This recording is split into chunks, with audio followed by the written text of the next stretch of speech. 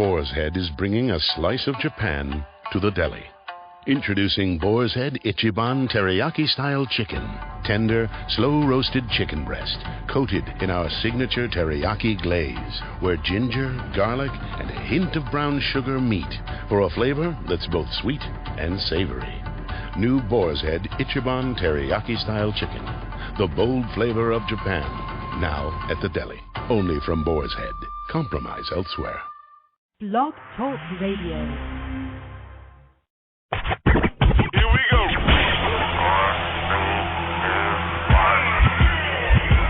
Blast off. This is True Capitalist Radio. True Capitalist Radio. I am your host, the man they call Ghost. The badass of business. Give him capitalism or give him death. That's it. Period. Broadcasting from his Skyline office studios in beautiful downtown Austin, Texas. You sound fruitier than a box of Fruit Loops, for Christ's sake. And now, he'll take it from here. Your host, the prognosticator of prognosticators, the man they call Ghost.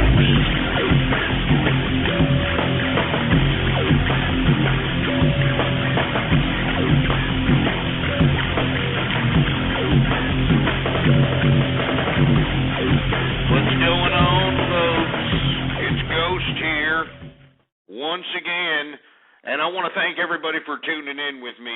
If you happen to be live, thank you. Another skittish day in the markets, another destabilized world, to say the least, folks. We're going to talk about all that in just a second. This is episode number 30, number 30 of the True Capitalist Radio program. I want to thank you for tuning in with me. Once again, folks, if you're tuning in live, please retweet the program. Go to the social networking sites, tell everybody through all the variety different methods about the True Capitalist Radio show and how it's live and how they can come in here and chat with us. blogtalkradio.com/ghost is the link to send them. blogtalkradio.com/ghost. And you know what that's all about, folks. Anyway, once again, it's been a skittish kind of situation in the equities markets. The markets did fall, with the exception of the NASDAQ. Tech kind of rose up once again.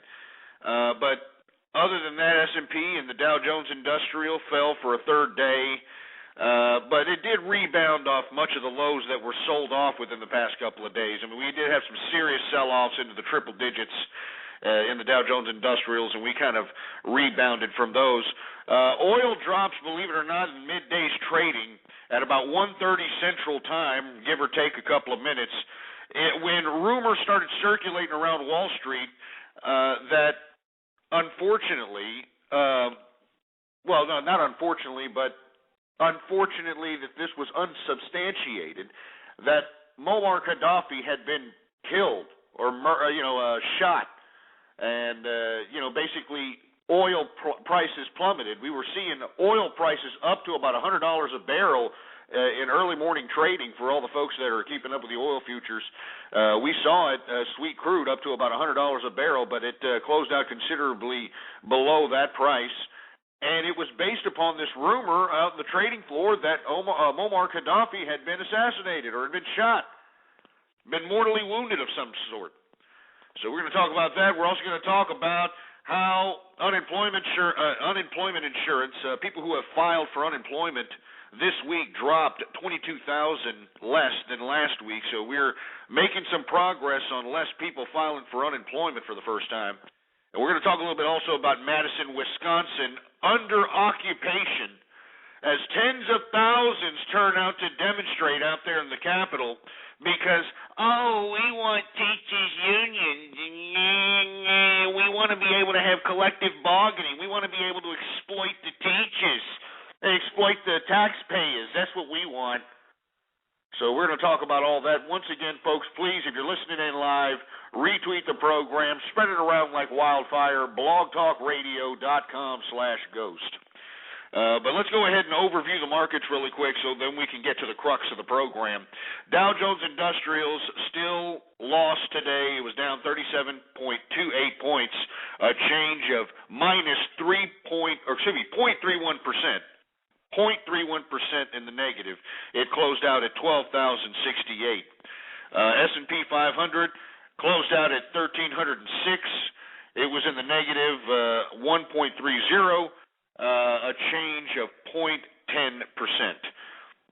NASDAQ was the only highlight of the equities markets. It did increase 14, almost 15 points at a change of 0.55%, closing out at 2,737.90.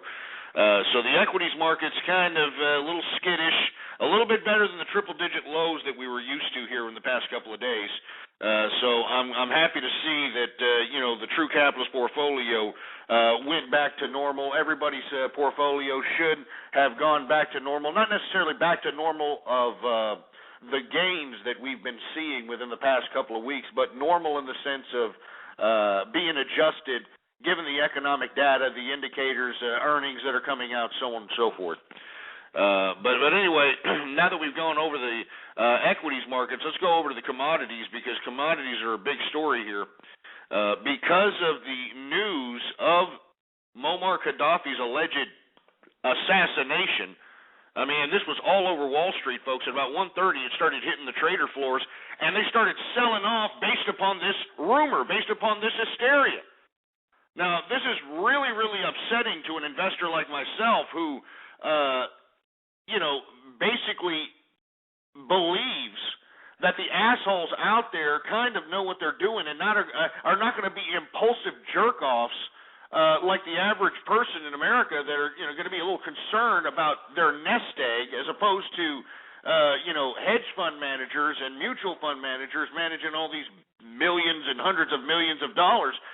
What really makes me sick is that the market, millions, I'm talking about millions of dollars, can go up or down based upon false rumors. And I think it's disgusting. I think it's sick. There's been nothing substantiated to state that Muammar Gaddafi has been shot. There's no reports out there. It's just a rumor. I haven't read any reports. If you happen to be listening, give me a call, 646-652-4869. All right? I'd like to hear from you, and if you happen to know a report that substantiates this claim, go ahead and give us a call. I didn't read it. I've been looking for it, but I know that this rumor affected the market. It affected the market because if you look before that particular time, it was starting to go up on the plus side. Gold was up at about $10, $15 today at some point.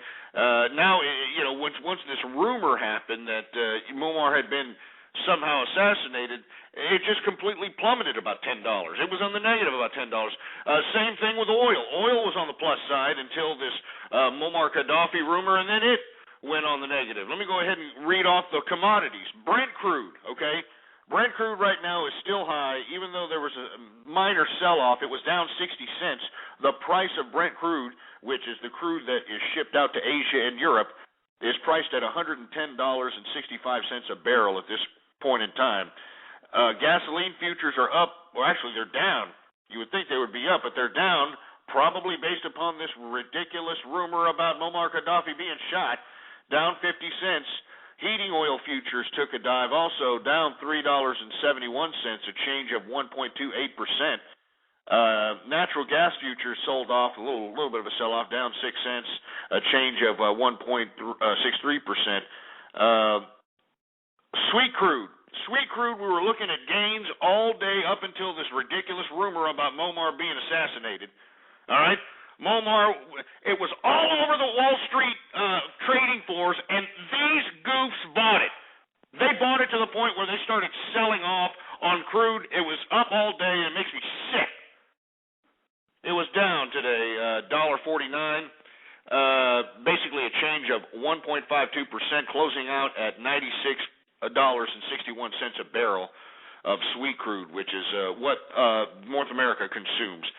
Now, let's go over the sell-off in most commodities out here. I mean, there was a complete sell-off in all of the commodities. Everybody was just kind of taking their positions and reaping the profits in the commodities markets and moving them in certain equities and other financial instruments. Canola futures down $6.30, a change of 1.09%.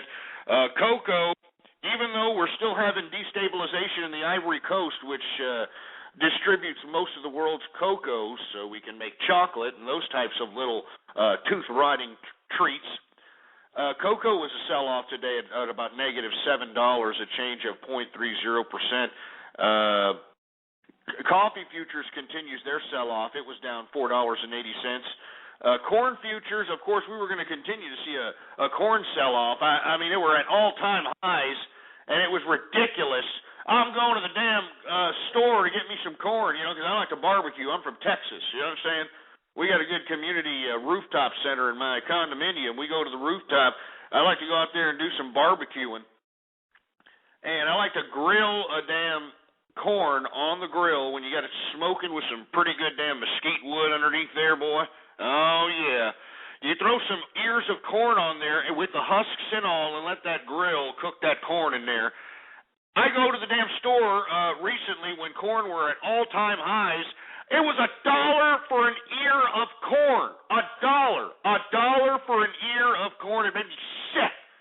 I can go get a damn a burger at a damn burger joint, at a fast food joint for $1. I can get a couple of damn tacos from Taco Bell for $1. These idiots are actually charging $1 an ear of corn. I'm used to getting 9-8 ears of corn for $1. What the hell's going on here? Anyway, sorry. I do want to say that they are down. Corn futures are down. I'm glad to see this sell-off. It's down $5.75 today, a change of 0.82%. Cotton futures are continuing to see a sell-off. Hopefully the retailers, we did announce here, folks, or did report that the mainstream retailers were claiming that they were going to have to increase prices by 10% based upon the soaring cotton prices. But cotton is starting to see a dramatic sell-off. It's been considerably down for the past couple of days. I think that we're going to continue to see a sell-off because of consumer demand basically loosening up its demand. So it's down $7 today. Hopefully they bring down those prices that they claim that they're going to boost up to keep up with material costs, because the material cost is coming down, ass clowns. All right? Wheat futures, we saw some increases, dramatic spikes because of the scarcity caused by the Arctic fronts that have come in and kind of wrecked the crops. We talked about that in the beginning of the True Capitalist radio program, and people that listened to me and took into consideration. When I look at weather, I see money. Whenever I see bad weather, I make sure to look at where the bad weather is happening in America and whether or not there's some agriculture or something agricultural-based, commodities-based that's being produced out of there, and it's definitely going to be affected. And what does that mean? It causes scarcity. So what does scarcity do? It causes the price of commodities to go up by demand.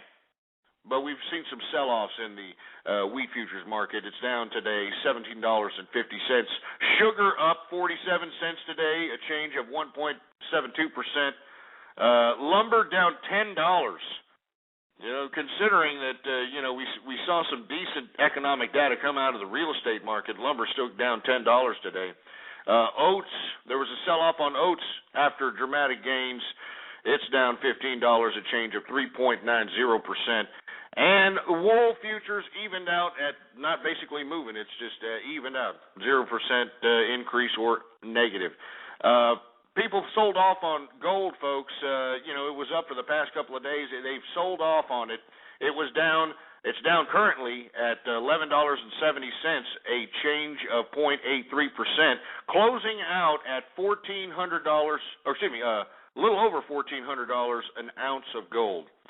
Silver, there was a big-time sell-off in silver, for Christ's sake. I mean, did you see how silver, these assholes that were sitting here reaping the gains of silver, just sold off like a bunch of chicken-eating corn boys because they thought, oh, look, everything's okay now. Muammar Gaddafi's shot. There's no substantiated news reports validating these claims, nothing. But yet they sold off based on this. I'm still long-term on both of these. Anyway, gold, big-time sell-off, down $1.19, a change of 3.60%.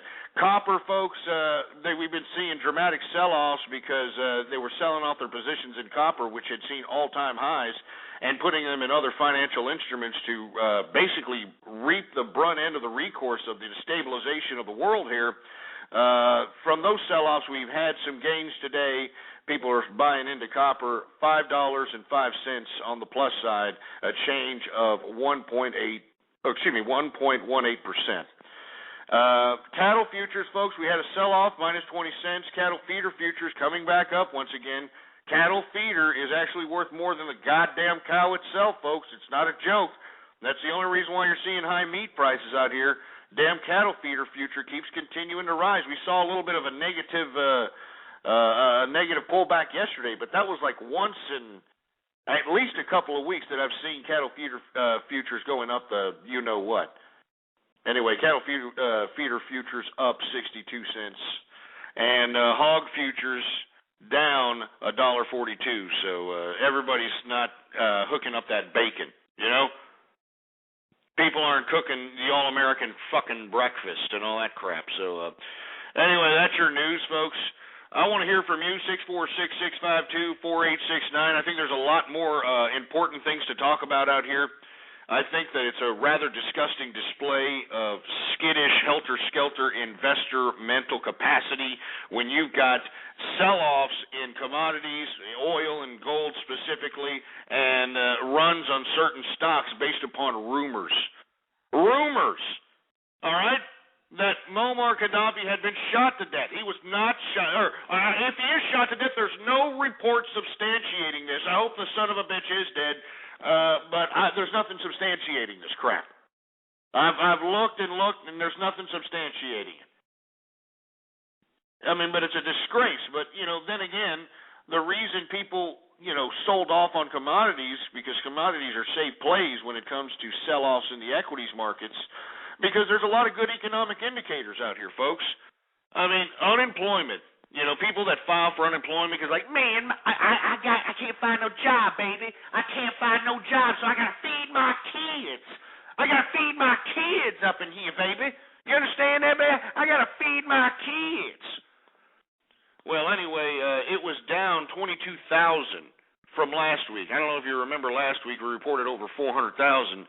Well, it was down 22,000 from that number, and I think that was a good economic indicator for folks to, basically be a little bit more comfortable with the rallies based upon the gains of retailers.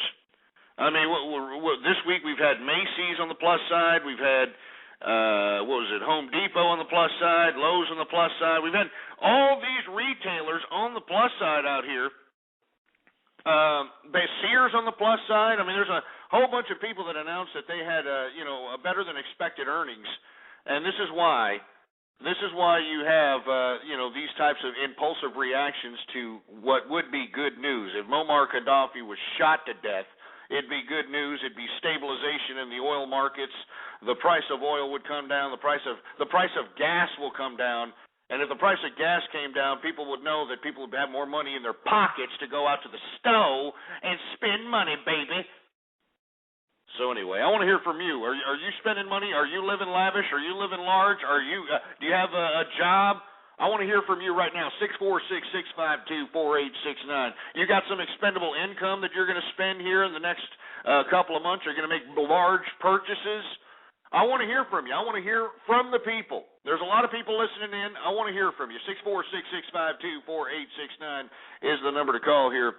I've got myself some Crown Royal Reserve on ice here because I've been drinking a little bit too much of that, real expensive stuff. Crown Royal Reserve is still kind of expensive. It's about $150, $150, something like that. But it ain't nothing like a $400 bottle of, scotch here. So I want to say cheers to everybody. Cheers. I'm going to go ahead and take a swig of this. Oh, nothing like sipping on some good sauce, that's for sure. Nothing like sipping on some damn good sauce because, just like Dean Martin used to say, drinking, it's what I like to do. Woo-hoo. You understand? Anyway, let me go ahead and take some calls here. 646-652-4869 is the number to call here. We got 1096. You there? Well, good evening, folks. And thank you for tuning in with me once again to another edition of True Conservative Radio. And, of course, I am your host, the man they call Ghost. And once again, folks, I want to thank you very much for tuning in with me.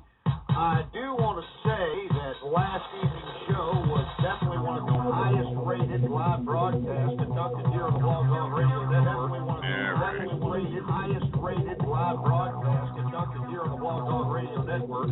Definitely. I am your host, the man they call Ghost.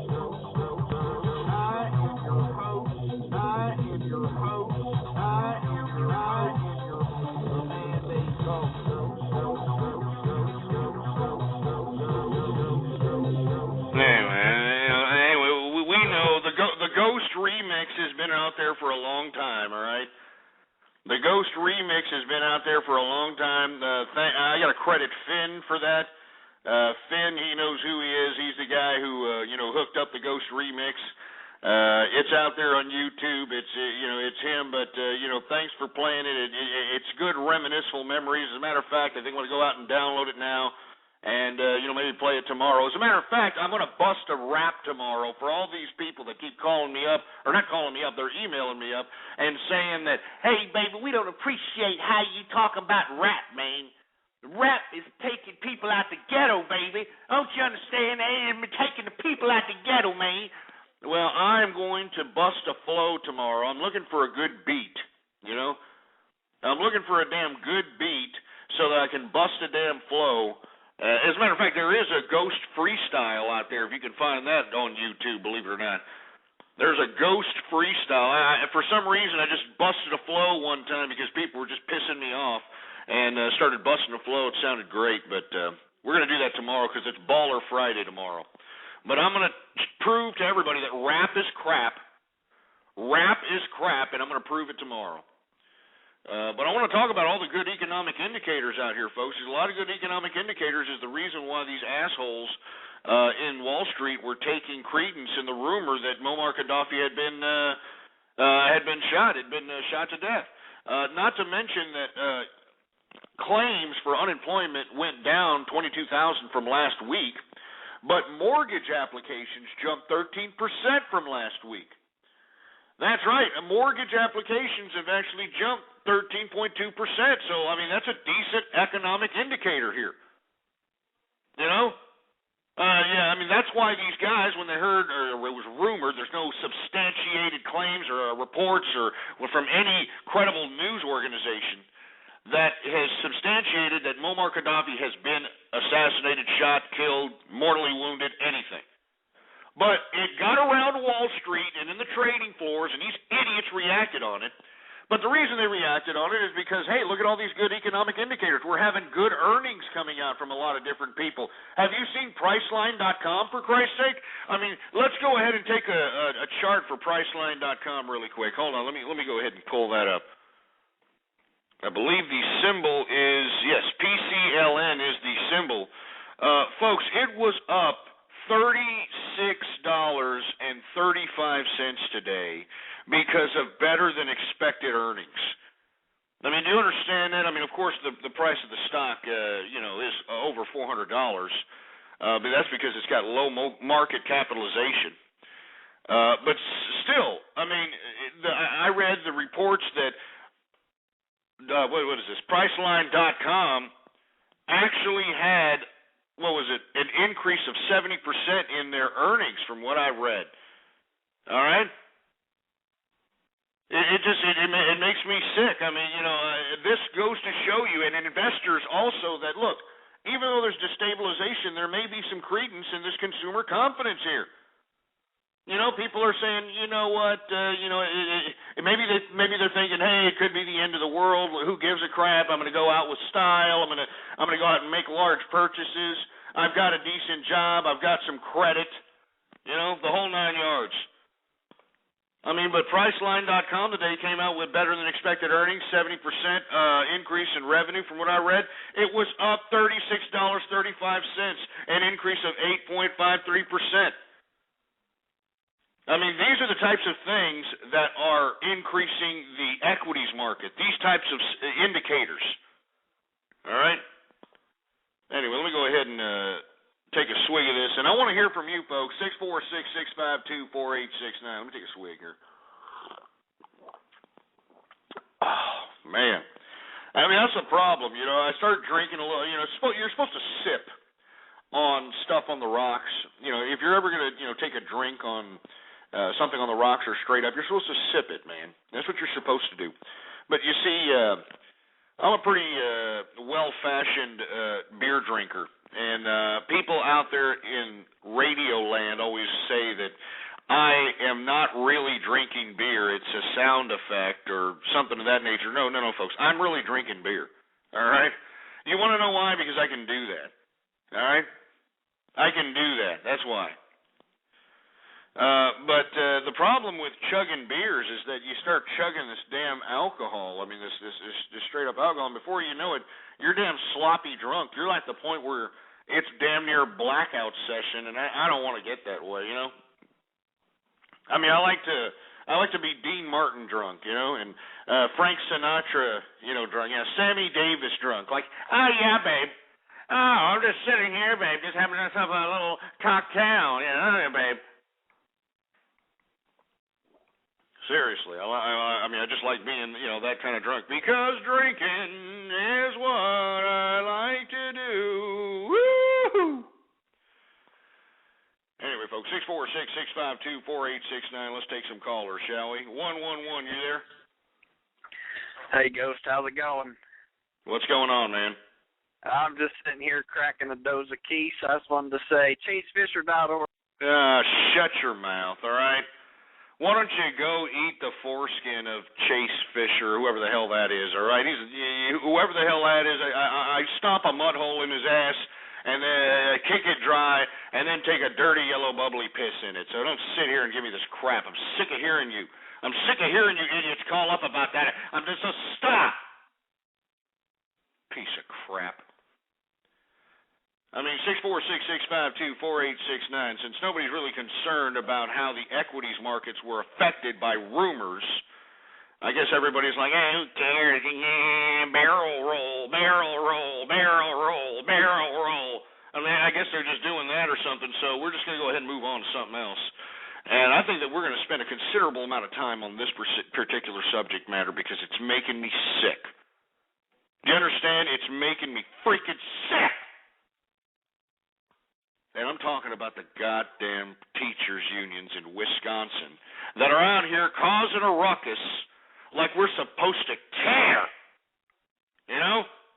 Like we're supposed to care out here. Like we're supposed to care about these teachers that are guaranteed money even though they're completely incompetent. Why do you think that they're so adamant about this collective bargaining idea? Why do you think they're so adamant about it? Because that gives them leverage to hold the students hostage so that the taxpayer can flip the bill for their increase in paycheck, all right, or for their increase in pension, or their increase in perks, or the relinquishing of responsibilities. It's a disgrace, man. It's a disgrace what's happening out here in Wisconsin. And if anybody disagrees with me, I know there's idiots in here flapping their fat union tube steak fingers on the keyboard, talking garbage that, this teachers union is such a great thing for America. Well, I challenge that. I challenge that the teachers union is the greatest thing since sliced bread. I challenge that. And I will prove to you, if you may have got yourself a sneak peek on this if you've read my blog, but I am going to prove to you that these teachers' unions are disgusting, despicable scoundrels that care nothing. They care absolutely nothing about the children. They care absolutely nothing about bettering education. They care absolutely nothing about anything but themselves. They care about increasing their pay. They care about extorting the taxpayer. That's the only reason why these unions want this collective bargaining in Wisconsin, in Ohio, in Indianapolis, and all these other areas all over the country. In California, I hear they're rising up. I mean, can you believe this crap? These teachers are absolutely useless. And why are these unions even in existence? Because the unions protect the losers of the teacher group. The unions aren't there to help the best of teachers. I mean, you've read about all these teachers. I mean, what was that one teacher from Dangerous Minds? You know, that bimbo that, oh, yeah, I'm a teacher. I went into the hood. I taught some Mexican Shakespeare. Yeah, I taught some black guy, Edgar Allan Poe. Yeah, I'm the teacher from the Dangerous Minds movie. Well, guess what? Once she wrote her little book, I don't know how long she taught, but she didn't teach for very long. She used that little episode in Teaching in the Hood and exploited that as if it was some great contribution to society, and she's no longer in the classroom. She's no longer in the freaking classroom. You would think if she's some great educator, if she's some bastion for the idea of teacherdom, you would think she'd be in the classroom. She is not in the classroom, folks. You want to know why? Because the system, the current education system, is not set up to bring the best out of teachers, to bring the best out of administrators, to bring the best out of the employees within the system itself. And if you don't believe me, why don't you take a look at the products that these damn teachers are producing, for Christ's sake? Why don't you take a look at the social landscape, the social landscape they're encapsulating your children in these schools. They're allowing everybody to come in, and it's even getting worse today, folks, because now that private education and you've got vouchers, school voucher programs out now, the schools, the public education system actually has to be in competition now. They actually have to keep their students in some fashion. So now disciplinary problems are no longer an issue. I mean, it's common stance for a kid to go in there and, tell their teacher, hey, fuck you. I'm not joking. I mean, it's no big deal. It's not like they're going to get kicked out of school. It's not like they're going to, go out, and it's not like that. The education system, the districts all over America need students. They need asses in those seats, in those desks, so they can get paid the $30,000 or whatever it costs per student to sit in that stupid school. I kid you not. So disciplinary problems are not. And if you don't believe me, folks, why don't you Google that one broad who's recently got laid off or suspended, rather. She got suspended from her job because she blogged about how her students have no care in the world. They have a sense of ghetto-like entitlement. I'm paraphrasing, of course. Whatever the hell she said. This broad got she got suspended. And it was her private blog. It wasn't something she was announcing. It wasn't something she was giving around to the school. But because somebody found this crap and they knew it was her, all of a sudden, you can't look at the students that way because they're our moneymaker. I mean, don't you understand that students are nothing more than, pawns in this scheme of exploiting the taxpayer? And any teacher or any state employee that's going to sit here and say, I'm a taxpayer, you're not a taxpayer, you piece of crap. How in the hell can you be a taxpayer when you're getting paid from tax-paying dollars? I mean, that doesn't make any kind of sense whatsoever. You're a taxpayer, but you're getting paid from tax-paying dollars. It makes no freaking sense.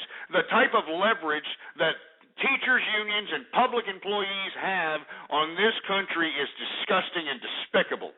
And we should look at these governors and these people out here that are making a legitimate attempt to try to make their states fiscally responsible based on the overinflated bureaucratic budgets of these assholes who have utilized collective bargaining to break the system, because that's what they've done. They break the system.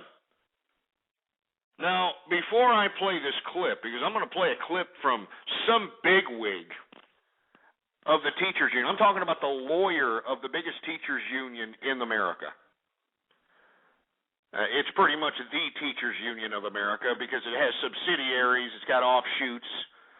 But this is the man when it comes to teachers' unions. And I want you to hear what he says the foundation of the teachers' union is. And before I play this clip, I want you to keep in mind that right now we've got assholes in Wisconsin. I mean, tens of thousands of people that are camping out in the damn Capitol building, and they're taking their children out and forcing them to hold signs and forcing them to shout messages that they don't understand and do all this nonsense. For the sake of, we got to do this collective bargaining protest for the students. We got to do this for the students. We're doing it for the children. I'm a teacher. We're teachers. We love the students. No, you don't. No, you don't. Stop feeding me a fresh, steaming pile of BS, you piece of disgusting, despicable, publicly funded crap. Now, what I'm about to play here, once again, is the lawyer of the biggest union, which is the teachers' union, the biggest teachers' union in America. I want you to listen to what he says, the real foundation. This guy's name is Bob Shannon. Bob Shannon. And I know that all these teachers want to claim, it's about the students, it's about this, it's about that. Well, listen to what Bob Shannon, which is the lawyer of the teachers union, let him say. Go ahead and put that on. As a matter of fact, make sure that's real loud, engineer. Make sure it's real loud so that people that are out there that got crustaceans in their ears can hear it. So here's Bob Shannon basically saying what unions, teachers unions specifically, what teachers' unions are all about. Roll it. And that brings me to my final and most important point, which is why, at least in my opinion, NEA and its affiliates are such effective advocates. Despite what some among us would like to believe, it is not because of our creative ideas. It is not because of the merit of our positions. It is not because we care about children, and it is not because we have a vision of a great public school for every child. Oh, no, stop that right there, engineer. Did everybody hear that? Did everybody hear that? I mean, maybe y'all didn't hear it. I'm going to put it a little bit louder so we can, throw that in your ear there, you milky-licking pieces of crap. All you people that are for the teachers as if they're making some big, huge contribution to society, as if they're doing it for the children. Yeah, we're doing it for the children. No, they're not. Look, here's Bob Shannon, the lawyer of the NEA, which is one of the biggest teachers unions, the biggest teachers union in America. Listen to what the foundations of being a teacher in the union is all about. Listen and learn something, you milky licker. Roll it. Roll it. And that brings me to my final and most important point, which is why, at least in my opinion, NEA and its affiliates are such effective advocates. Despite what some among us would like to believe, it is not because of our creative ideas. It is not because of the merit of our positions. It is not because we care about children, and it is not because we have a vision of a great public school for every child. NEA and its affiliates are effective advocates because we have power. Okay. Stop it again. Stop that. Stop it. Get him off. Now, did everybody hear that correctly? Did everybody hear that? All you stupid bleeding heart pieces of shit out there that are sitting here, out there in Wisconsin, holding such a bleeding heart to these dumb, disgusting, despicable teachers out here. Did everybody hear what that asshole, Bob Shannon, the goddamn lawyer of the teachers' unions, did you hear what he said, you morons? I mean, this is what I'm talking about. This is why I have no compassion for teachers. This is why I don't care if teachers get pension cuts and pay cuts, if they lose their jobs. I mean, I've said it in the blog, and I've said it time and time again on this broadcast. it would be a great day, a great goddamn day in American history when these teachers and these administrators and all these school employees are out there in the goddamn unemployment line where they belong, where they have to be judged on their merits. Unlike Bob Shannon, like he said in that speech, oh, it's not about our merits. It's not about the children. It's about power. It's about power. It's about power. Power. Power. Money and the power. Power. Power. Money and the power.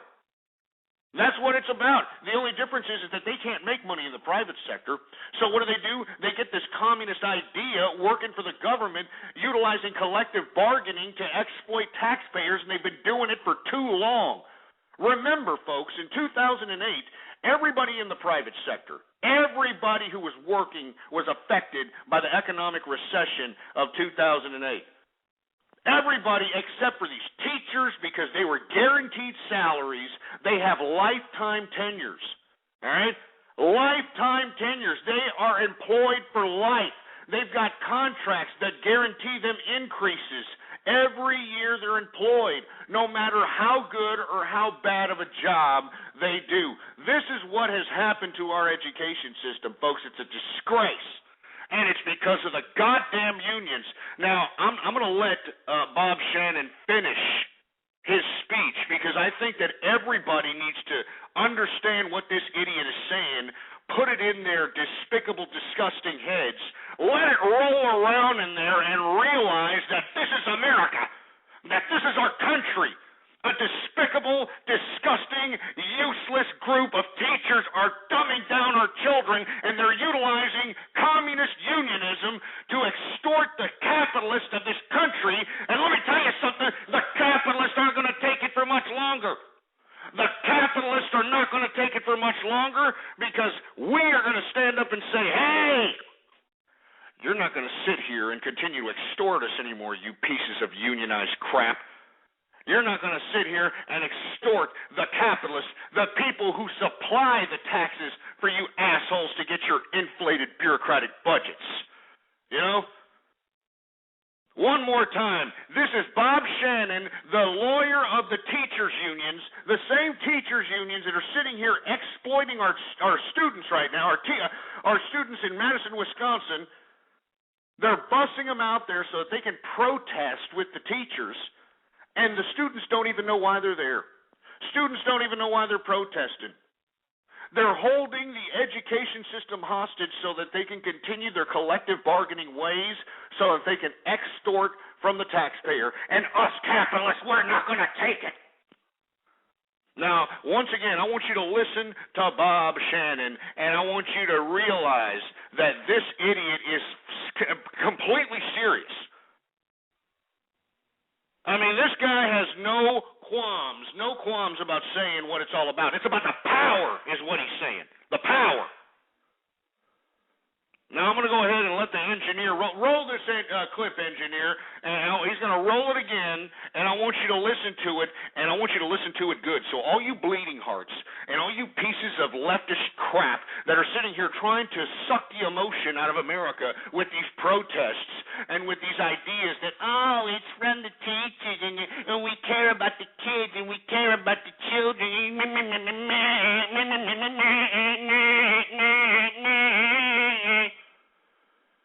Listen to Bob Shannon. He'll tell you what it's about. Here, let me make sure that it's so loud that, you know, that they can hear it and it soak into their brains, engineer. Throw it on there.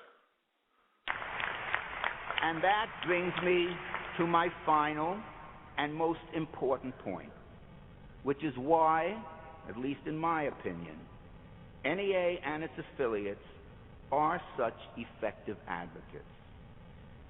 Despite what some among us would like to believe, it is not because of our creative ideas. It is not because of the merit of our positions. Okay. It is not because we care about children, and it is not because we have a vision of a great public school for every child. NEA and its affiliates are effective advocates because we have power. And we have power because there are more than 3.2 million people who are willing to pay us hundreds of millions of dollars in dues each year because they believe that we are the unions that can most effectively represent them, the unions that can protect their rights and advance their interests as education employees. Everybody hear that there, folks? Huh? I mean, shove that in your damn hole, for Christ's sake. Everybody hear that? That's what education is all about. That's what all these idiots in Wisconsin, Indianapolis, and Ohio, and all across the country are making a ruckus about, so they can continue to have power.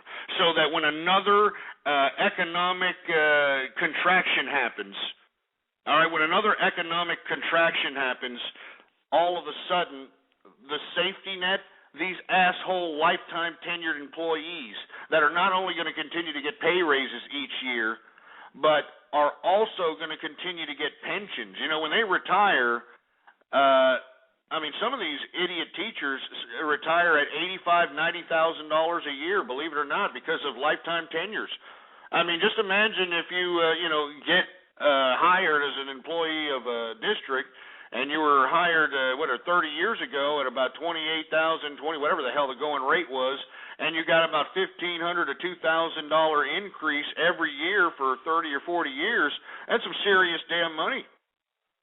Yeah, that's some serious money. And then when you retire as a teacher with that last year's salary plus 8% a year increase for the rest of your life. You understand? For the rest of your life. And who gets that kind of deal in the private sector? Who gets that kind of cush-ass security? And who gets that kind of, cush-ass increase in pay based upon what? The exploitation of holding the industry or the system itself hostage?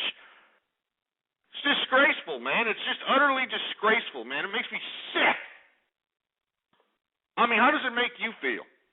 I mean, if you're a student and you know that these teachers don't know their asses from their elbow, I mean, when they're teaching, they're probably out here texting on their damn cell phones in the corner. They're probably going out, blowing, the guy that looks good in a leather jacket, that's probably a freshman or a senior, excuse me. I mean, it'd be a freshman to her. That's what I meant to say. It's a freshman, but he's a senior. I mean, hey, folks, let me tell you, this is what's going on in education. I mean, some of these broads are, and not just broads, but men too, these, public education pieces of crap. It's the mentality. They're marrying their students, for Christ's sake.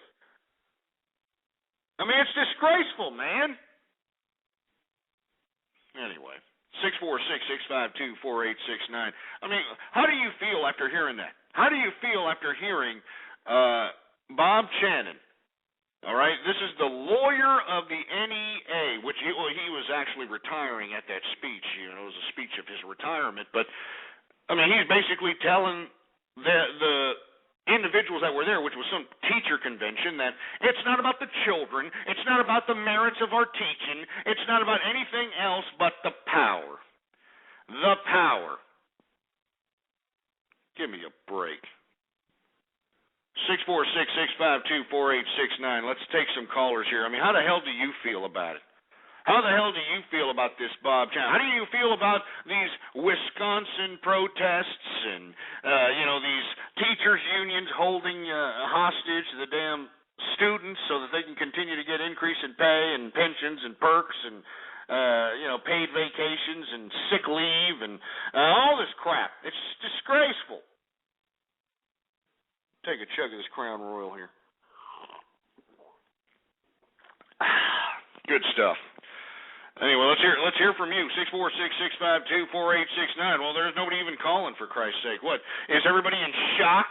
Does it shock you that these unions are basically slapping you in the face with reality and saying, hey, I mean, I know that, we try to sit here and tell people, it's about the children and we care about them and It's not about that, folks. You heard it. All right, and if you don't believe me, I've got the clip on my blog, ghostpolitics.blogspot.com. The clip that I just played is on my blog in video form, so you can actually see what this old disgusting weasel looks like. And on that clip, you heard it right now. On that clip, you heard him say that it's not about there. Just one more time, engineer, one more time, because I don't think they get it. I don't think they're getting it. All right, go ahead and play the lawyer of the teachers union and explaining what the foundation of the teachers union is about. One more time, so these idiots can get it through their thick skulls. All right. And that brings me to my final and most important point, which is why, at least in my opinion, NEA and its affiliates are such effective advocates. Despite what some among us would like to believe, it is not because of our creative ideas. It is not because of the merit of our positions. It is not because we care about children, and it is not because we have a vision of a great public school for every child. NEA and its affiliates are effective advocates because we have power. And we have power because there are more than 3.2 million people who are willing to pay us hundreds of millions of dollars in dues each year because they believe that we are the unions that can most effectively represent them, the unions that can protect their rights and advance their interests as education employees. Yeah, I mean, that's it. Just shut him off. Get him off. We don't need to hear any applause for that crap. You heard it. You heard it. That's what teachers' unions are about. So all you teachers that are trying to extort the emotion out of everybody out here, I spit on you, teacher. Right in your face. Right in your damn ugly, disgusting, sour-pussed-looking face. I want to hear from you. I mean, do you approve of this? Do you approve of the teachers' unions extorting money from the taxpayer? I want to hear from you, you pieces of garbage. 646-652-4869. 213, you're on the air. Yeah. Area code 213, you're on the air. Yeah, I'm a substitute teacher, and I think that we deserve every bit of money we can get because we help the children of this country. You understand me? The children. We help these children. We give them an education, and that's just what we do. You know what I'm saying, Ghost? This is just horrible. You know, this is just disgusting. You know, it's just disgusting what you're doing, sir. Jesus Christ. What are you doing to that kid? It's all about the children, Ghost. See, I go out there, and I help these children, and I teach them math, and I do a good job, Ghost. And we deserve you are a sick bastard. You know that? You're one sick bastard. You know that? Stop hurting that kid, for Christ's sake. Stop hurting that kid. You're choking your kid. I can hear it. I help the kids, Ghost. I don't hurt the kids. I help the kids. That's why we get paid, baby. That's why we make our money, baby. Get him off. He's choking his kid. Get him off. Get him off. I mean, do you hear this, folks? I mean, this is what I'm talking about. This is America. You want to know why the world is going into disorder? I mean, we're supposed to be the civil ones in the world, and listen to what we're doing here. We're supposed to be the civil ones, and yet we trivialize life. Our generation, I'm talking about the older generation, I'm talking about baby boomers. We've trivialized life. You know, everybody, I mean, we've accepted the fact that people can just shit out children at will, even if they don't have the financial sustenance to maintain their own responsibilities, let alone a kid. It's disgraceful, man. It's utterly disgraceful. I mean, everybody hear that? Anyway, 646-652-4869. 111, you're on the air. 111, you there? Hello. Hey, what's up, man? Hey, man. You know, you're doing the education system wrong, man. They work hard. They work hard? Are you kidding me? How do they work hard for their money? They have the summers off. They have the summers off and weekends off. Okay, they get paid a full salary. They get perks. They actually get to travel. A lot of the good thing to do, the big thing to do in school districts is to go to these conventions, the teacher conventions that are in Las Vegas on the taxpayer dime, and, lo and behold, they're out there drinking, boozing, screwing, and that's a teacher's life for you. So what exactly are they doing that's so great? Man, my teacher loves me, man. He makes me good. I love him, man. He loves me. Jesus, what country are you from? Man, my teacher loves me. We have good relationship. He loves me. I love him. It's so good. Jesus Christ. What the hell is this? Are you calling from East Los or something? Oh, I'm calling from school. Oh, Jesus. Get this fruity-ass bastard off and get him off! Did you hear this? Did everybody hear this right here?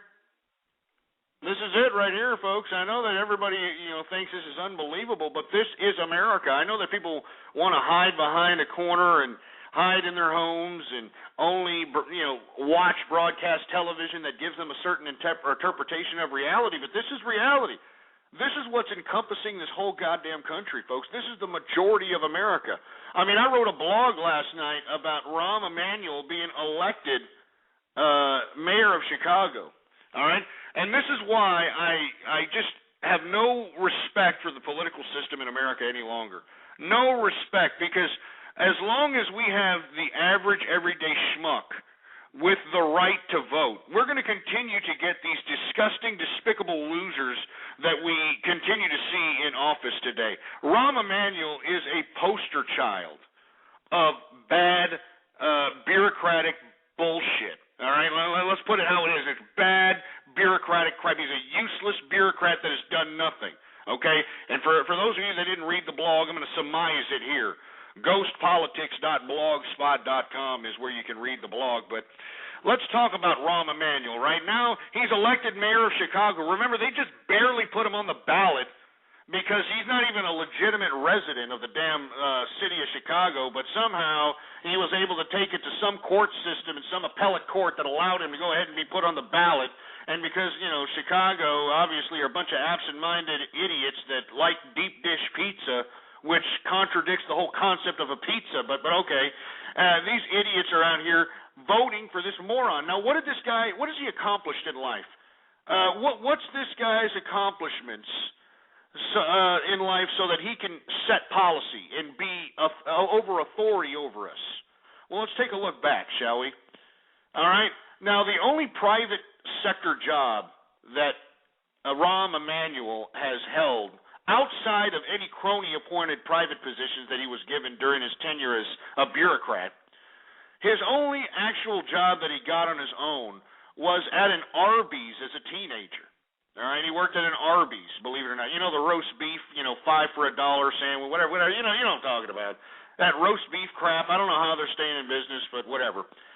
Anyway, this asshole couldn't even do this job right. He couldn't even do this job right. And he sliced his middle finger off in the meat slicer. This doofus slices his middle finger off in the meat slicer, and that is the extent of his own private enterprise experience. Okay? Slice the tip of his middle finger. I'm not joking. When he waves, you see a half of a middle finger like some doofus because he didn't even know how to run a damn meat slicer. How much of a moron do you have to be to work this menial job, for Christ's sake? Sometimes when I go into fast food restaurants, man, I see people with goddamn prison tattoos, working the damn back there, and they're working. I'm not saying that they're not working, but they're working. They know how to run the machine. It's not that hard of a job. And here you got Rahm Emanuel, who's now the mayor of Chicago. Before that, he was actually setting policy, slicing his finger in a goddamn meat slicer. Now, let's go on from there, okay? What happened after the meat slicer incident? Well, he began his political career in a consumer and public interest rights organization called Illinois Public Action, all right? There he networked with a bunch of like-minded, power-hungry leftists. He hobbed and knobbed with everybody in the Illinois leftist political scene, and he became a fundraiser for Illinois campaigns out there. He became a fundraiser. And it's at the time, in the I think 92, 91, a young unknown Bill Clinton vetted Rahm Emanuel to be his fundraiser. Because Bill Clinton was trying to get things done at the time. Remember, he was the unknown candidate. I mean, who was the damn leader in the Democrats at that point in time? Paul Tsongas, whatever the hell his name is. He had to drop out because he couldn't even get enough money to run, for Christ's sake. Well, anyway, Emanuel basically, was vetted by Clinton, and Bill Clinton made Emanuel's career. I mean, this was the step that basically allowed Rahm Emanuel to become the ultimate bureaucrat, okay? Now, in 1998, Rahm Emanuel resigned from the Clinton administration. Now, remember, you're going to get used to this theme of Rahm Emanuel resigning. That's what bureaucrats like to do. They like to resign whenever they can't get the job done, So this is a common theme in Rahm Emanuel's career. In 98, he resigned from the Clinton administration. But somehow, with no MBA, with no private sector experience, no Wall Street experience, no nothing, Rahm Emanuel got himself a cushy investment job as managing director with Wasserstein Perella. Yeah. And the 2.5 years that he stayed at, because that wasn't very long. I mean, it was a real brief stint in the private sector that was obviously pointed by cronyism. I mean, this is obvious. I mean, how in the hell else are you going to get a managing director job? I mean, this wasn't just some chump change little investment, No, he was managing director for the Chicago office of Wasserstein Perella, Anyway, the 2.5 years that he worked there at that position, he made $16.2 million. Long way from slicing your middle finger off at an Arby's meat slicer, 2.5 years that he was there, he earned $16.2 million. Now, how the hell does that work? How the hell does that work? Anyway, in 2000, Bill Clinton appointed Rahm Emanuel the board of directors of the Federal Home Loan Mortgage Corporation, better known as Freddie Mac. That's right. Rahm Emanuel was involved in all this real estate crap. Are you kidding me? I mean, this guy sat on the chair of the board, for Christ's sake. He was on the board of directors for Freddie Mac. And Freddie and, Mac was one of the key players in the collapse of the real estate market in 2008. This guy, I mean, he wasn't in that particular bureaucracy at that time, but in 2000 when Bill Clinton appointed him, his tenure in that stupid little bureaucracy was plagued with scandals relating to campaign contributions and accounting irregularities. So, of course, before anybody could see anything or, investigate on, anything coming his way, what did he do? He resigned. That's right. He resigned in 2001 before any waves were made and any kind of investigations were brought his way. Yeah, that's right. And when he left Freddie Mac after that really brief stint from 2000 to 2001, he made himself $320,000 on the taxpayer. Let's be honest. I mean, this is a tax-funded loan operation. It's a quasi-private, publicly funded loan crap. Everybody knows about Freddie Mac. I mean, give me a break. And let me tell you, there was a request made recently under the Freedom of Information Act to basically review the Freddie Mac board minutes and correspondence during Rahm Emanuel's time as director. And, of course, who rejected it? Barack Obama. That's right. And then Rahm Emanuel, after that, decided to run for Congress. He got elected in 2002, then became the Congressional Campaign Chairman, which means that, he was in charge of all the campaigns, the chairman of the campaign wing of the Democratic Party. Him and Howard Dean like to give each other pats on the back for Democrats retaking control in 2006. Y'all remember that? In 2006, the Democrats took over, and hey, we're going to have change now. We took control, and things are going to change, and we're going to have so much great things happen, and all this other crap, and nothing really happened. I think that Rahm Emanuel and Howard Dean need to stop sucking each other's pricks and realize that the whole reason why the 2006 Democrat retaking control of the Congress happened was because it was a reactionary transition. The voters were tired of the Republicans. The Republicans weren't doing crap. They were going to wars that we weren't paying for and doing a lot of things that were in contradiction to what they campaigned on. And lo and behold, they had a transition. It had nothing to do with Rahm Emanuel. It didn't have anything to do with Howard Dean. All right, it was just a transition of power. As a result, today, what's happened? We saw another transition of power back to the Republicans and the newly formed teabaggers. I mean, it's just a reactionary transition by the voters. I mean, these voters don't know their ass from their elbow. Look at who they're electing. They're electing Rahm Emanuel as mayor of Chicago. Jesus Christ. And then to top it all off, folks, during the 2008 presidential elections, Rahm Emanuel, all right, who was given his whole political career by Bill Clinton. Bill Clinton made Rahm Emanuel, you know? Well, Rahm Emanuel decided to stab the Clintons in the backs, because this is what bureaucrats like to do, because you heard that one stupid bureaucrat speaking for the teachers' unions. It's about the power. It's about the power. It's what it's about. And Rahm Emanuel stabbed the Clintons in the backs by not endorsing Hillary during the 2008 presidential campaigns and decided to endorse Barack Obama. And once Barack Obama was elected, what happened? Rahm Emanuel's loyalty was rewarded by being appointed the White House Chief of Staff. Remember that? Yeah, I mean, that's a pretty big position. Being White House Chief of Staff is a pretty big position. I mean, you're literally up the president's ass, you know? But anyway, his little tenure as Chief of Staff basically ruined the Democrats. I mean, look at what happened to him here in the past election. It ruined the Democrats. The policy he was setting was ruining the country. Stimulus 2 was a disaster. I mean, it was just plagued with just disgusting, despicable ideas. I mean, even Barack Obama's own staff hated this son of a bitch because he was an incompetent jerk. He's never done nothing. He's never done anything. I have read to you his career. He's done absolutely nothing. So what happened? Well, Rahm Emanuel, before the 2010 or excuse me, the 2009 elections, remember? Remember those elections where the midterm elections happened, or excuse me, in 2010, not 2009, 2010. Remember those elections that brought in the teabaggers and brought in the Republicans back into power once again? Well, before those elections even happened, guess what Rahm Emanuel did? He resigned. That's right, he resigned. Like his typical runaway attitude throughout his BS bureaucratic career, he ran away. And now what is he doing, folks? He went back to Chicago and exploited the dumbasses in Chicago. Because let me tell you, Chicago is filled with a bunch of dumbasses.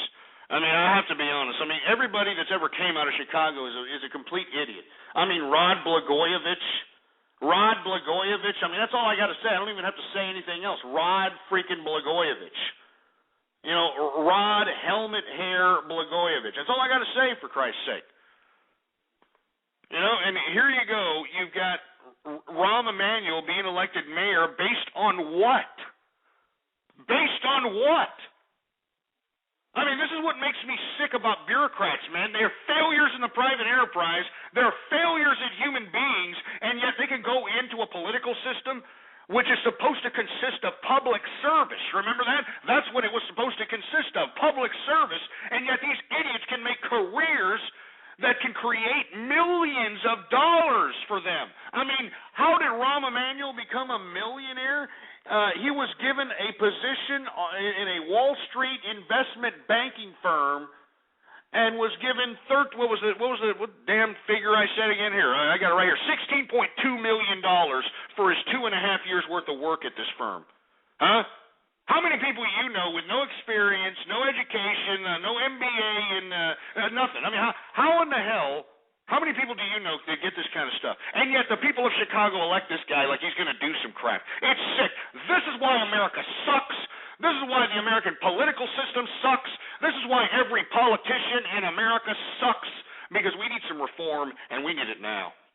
And in my personal opinion, I think that the only people that should have the right to vote are those that contribute to society, those that contribute to the votes of the mechanism of this civilization, and that's the capitalists.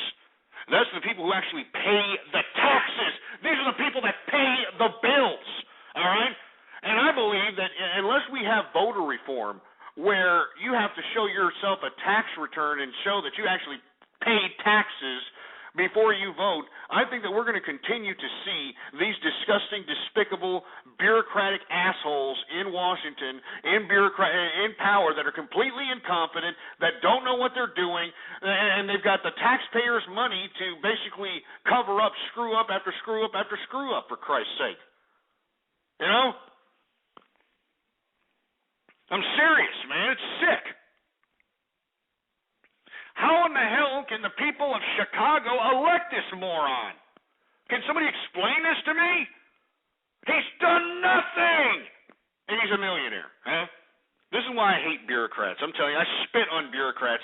That's why capitalists, us as capitalists, we have to realize that they're the enemy. The enemy is the public sector, the individuals that are extorting money out of our pockets. These are supposed to be people that are obligating themselves to public service, and yet they're generously capitalizing off of doing public servant work. That doesn't make any kind of sense. I mean, do you remember this, folks? I mean, that's what, serving in government, working in government was about. It was about public service. It wasn't about extorting taxpayers. But no, this is what it's come down to now, right? Yeah. And, of course, Rahm Emanuel, he's going to be mayor of Chicago, and who the hell knows what he's going to do? I mean, Chicago's in some kind of a turmoil. The whole state of Illinois is in turmoil. I mean, it's going to raise its state tax rates, 60-70%. I mean, it's disgusting, man. I mean, they're so far in the red, it's disgraceful, man. And what's Rahm Emanuel going to do? What? Oh, we're going to do a stimulus package Chicago style. Huh? Man, what a piece of garbage, man. I mean, can we get some competent leaders, please? Can we get some competent leaders that realize that, hey, I'm just a public servant, and, I have no business capitalizing off of my public service. I have no business doing it. Of course, I do deserve a pay that maintains my sustenance, and at the same time, I also want to be able to not make a career out of this. And let me tell you, there should be no such thing as a career politician. I mean, we should have strict term limits on these bastards. And the only way they should make a career out of it is if they start at the municipality level and work their way up every stupid little bureaucracy from the municipal to the state to the federal level. I mean, I just think that we need strict term limits. I think that we need voter reform. I don't think that everybody in America deserves to vote. I think that the exclusive party that should be able to vote is the taxpayer, the people that are flipping the bill. I mean, what sense does it make when we allow assholes that are collecting entitlements to vote? I mean, they got a vested financial interest in making sure that one politician that promises them an increase on their entitlement checks is going to get elected over the other. I mean, it's the biggest goof of all time. I don't understand why this is even a damn debate. I mean, why are these people even voting?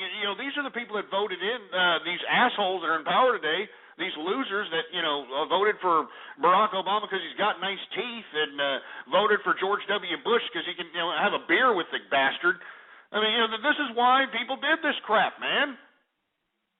It's disgraceful.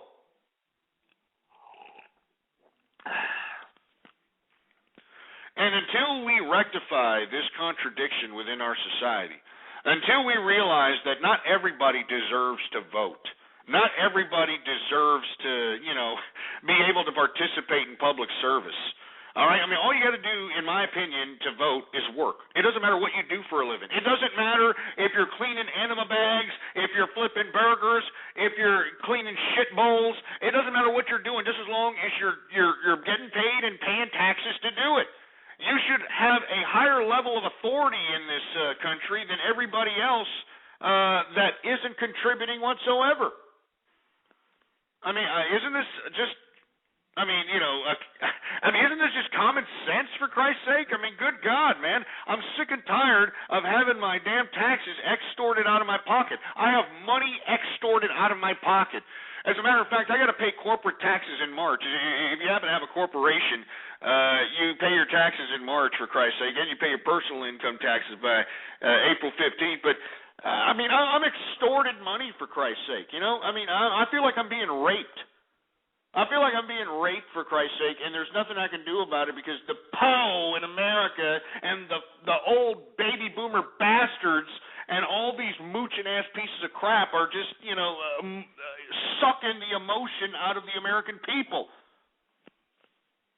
I mean, it's a disgrace, man. I mean, this political system needs to rectify itself. I mean, we need some major voter reform. We need some major things happening here. If we don't start making these types of decisions, folks, that's it for America. We're going to continue to have these assholes elected to office that have no reason being there. Have no reason being there, for Christ's sake. Yeah, Jeannie Santoroni is here in the chat room. I want to thank her for listening. She's an avid listener. She says she's raped every day from paying taxes, for Christ's sake. And you want to know why she's probably paying massive amounts of taxes? Because she's not able to break certain tax brackets. I mean, that's what's sad, is that anybody who wants to work and break a certain tax bracket is struck. After you make $500 a week, all of a sudden your tax bracket changes dramatically.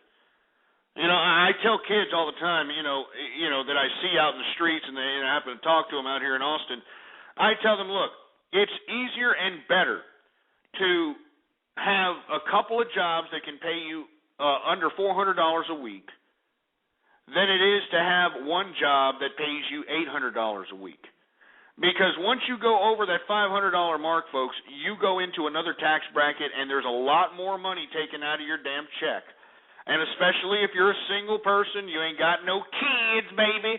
You ain't got no kids, or you ain't married, or anything of that nature. You ain't getting nothing. Yeah, well, what I'm saying is if you get paid, let's say you get two jobs at $400 a week, okay, two different jobs. The tax rate that is going to be taken out of both of those checks is going to be lower, way lower, than it would if you made $800 a week on one check. That's a fact, and anybody who doesn't know that is an idiot, all right? Bottom line, an utter idiot. And this is why they don't teach you this crap in school, folks. They want to keep you idiots. They want to keep you dumb. They want to make sure that, you pay your taxes. You want to know why? So the teachers can get paid $50,000, $60,000 a year. So that school administrators, principals can get paid over $100,000 a year. So that these damn bureaucrats can continue to get these seniority pays and pensions. This is what you're paying for here. I mean, what sickens me is that the children, especially anybody who's under the age of 40, you are paying Social Security taxes that you're never going to see in your life, man. You're never going to see Social Security. So why is it being taken out of your check? What, so you can pay for, the baby boomers? What did the baby boomers leave you? The baby boomers have left you with nothing but debt and a lack of economic opportunity. They haven't even given you a decent education, for Christ's sake. They have utilized education to keep their wallets fat through bureaucratic nonsense, through overinflated bureaucratic budgets. So youth, if you're listening out there, you need to start getting smart, man. And you need to start realizing that if you don't say anything about what's going on with Social Security, then in the end, you're just going to be shit out of luck with nothing. Nothing.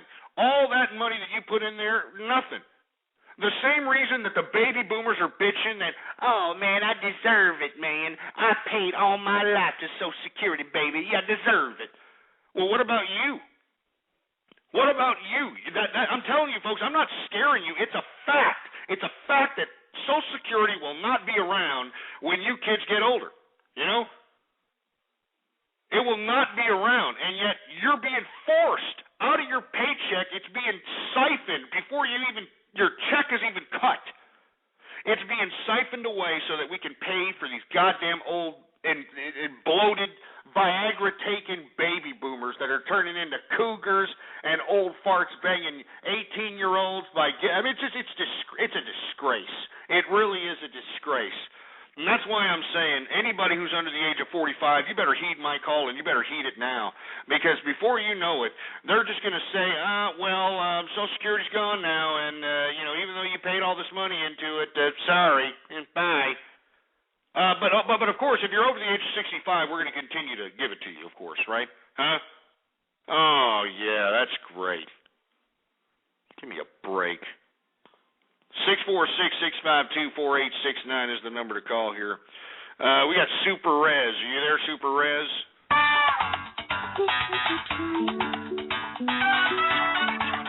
What the hell is this crap? I mean, what are you playing? Weekend at Bernie's or some crap?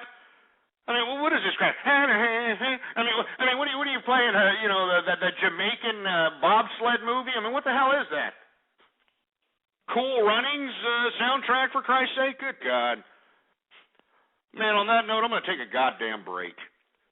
I'm taking a break, and let me tell you, before I take a break, I'd like to let everybody know that we are celebrating Black History Month. And for all those of you ungrateful pricks that don't know, Black History Month is the month of February, the shortest month of the year, and we're going to commemorate, and we have been commemorating Black History Month by playing a black artist every single day for the month of February that we broadcast. Now, I know I've been taking a lot of flack from people because, I'm playing gangster rap, I'm playing, he's so horny, and then all these, all this crap, all right? Hold on. Mr. Doodle says if nothing happens, he's going to leave in 20 minutes. Well, let me kick his ass out of here. Here, Doodles, get out of here! Get out! Get out! Get out of here! Anyway, you piece of milky-looking crap. I'm going to go ahead and play a black artist here, all right? I'm going to play a black artist, one black artist that I like in particular, folks, because I've been taking heat because I've been playing all these gangster rap songs or whatever. But I've been playing black music that I really, really like, and this is a black song by a black man that was gangster at one point before he found Jesus. He found Jesus, baby. And once he found Jesus, that was it. And he turned into whatever. I don't know. Anyway, folks, this is a little bit of Al Green, baby. Here, Ghetto Guy, why don't you introduce this crap? Yeah, baby. This is a little bit of Al Green, baby. This is what my mama and daddy, was listening to when they was doing the bump and grind thing and had used truly out here, baby. You understand what I'm saying? That's what my mom and dad were bumping in the back of their thing, in the back of their car. You know what I'm talking about, baby? Yeah. All right, so check this out right here, baby. This is a little bit of Al Green, baby, a little bit of Al Green, baby, a little bit of Al Green, baby, a little bit of Al Green, baby. Love and happiness, woo,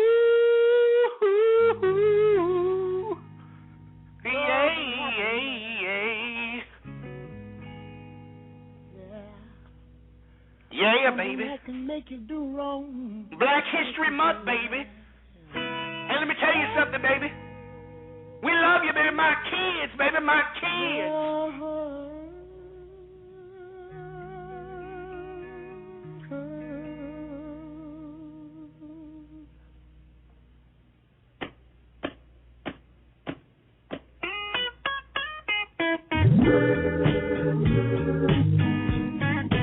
Love and happiness.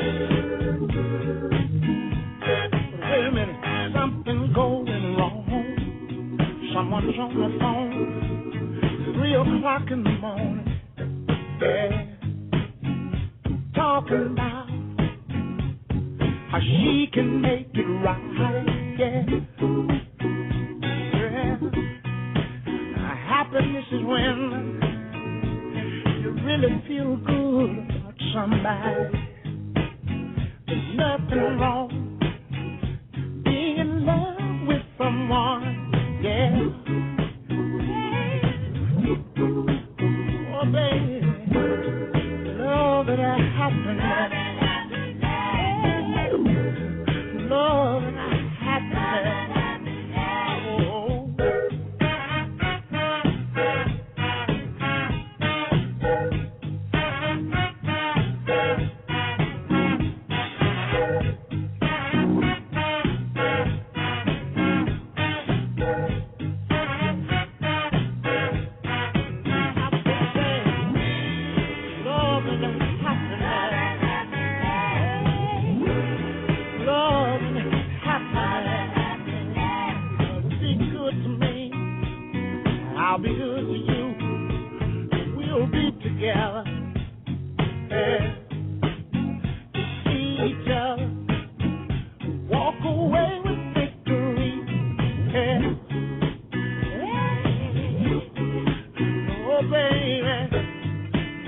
love and happiness.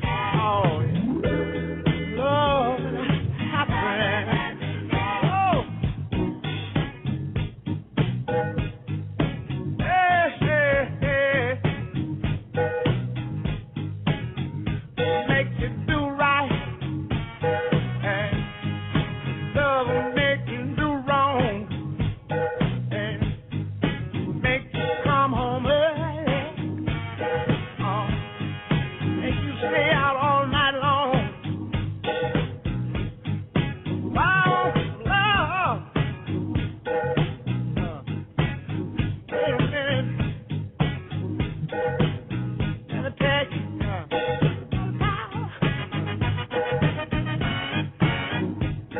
Power, love. Hey, hey, hey.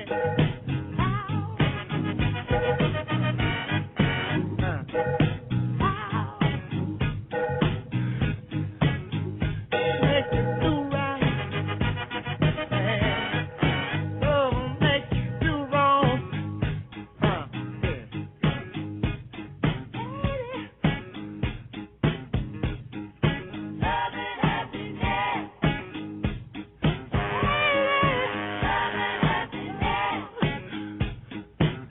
See, love.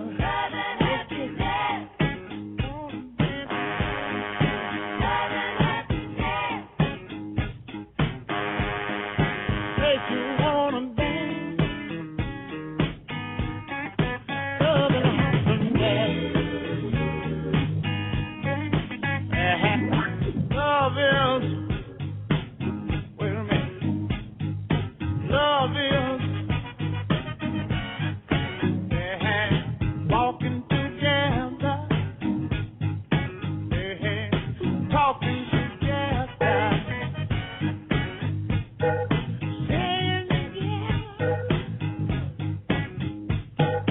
Staying together. Say I wanna moan. Moan for love. And the moan for love.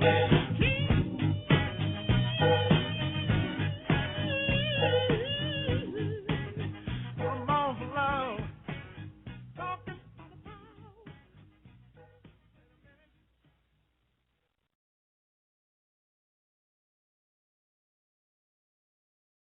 You're listening to Ghost on True Capitalist Radio. True Capitalist Radio. Yeah, what's up, folks? I'm back. Sorry about that. I was refilling the glass with a little bit of Crown Royal Reserve out here, having a drink before I go out to West 6th Street here in Austin, Texas, and have myself a couple of drinks at happy hour. That right there, my friends, was a little bit of Al Green with Love and Happiness. I know that a lot of people were kicking back jamming to that. And let me tell you, I mean, we're celebrating Black History Month. I know I've been taking a lot of flack because, I mean, I've been playing gangster rap. People aren't really appreciating it, so, oh well. Things are happening. Anyway, 646-652-4869 is the number to call here. I want to hear from you. We've been talking about a lot of different things.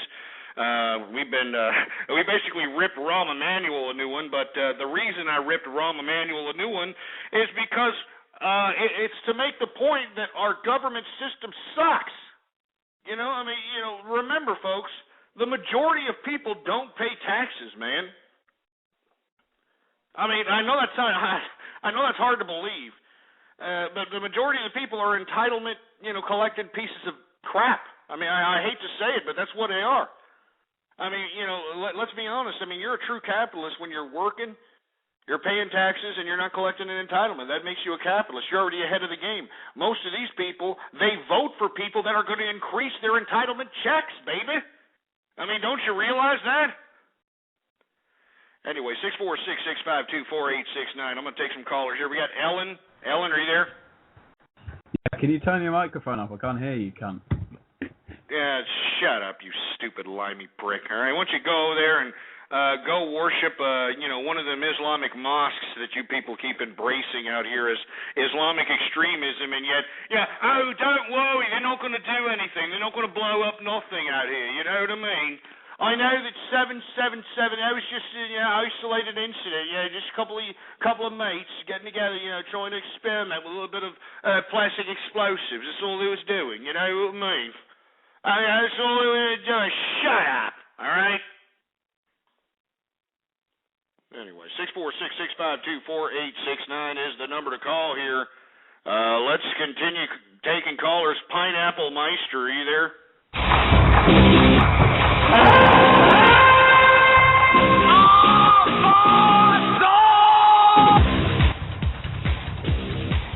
What the hell is that? What song is that? I mean, it sounds like some kind of gamer crap. That's what it sounds like.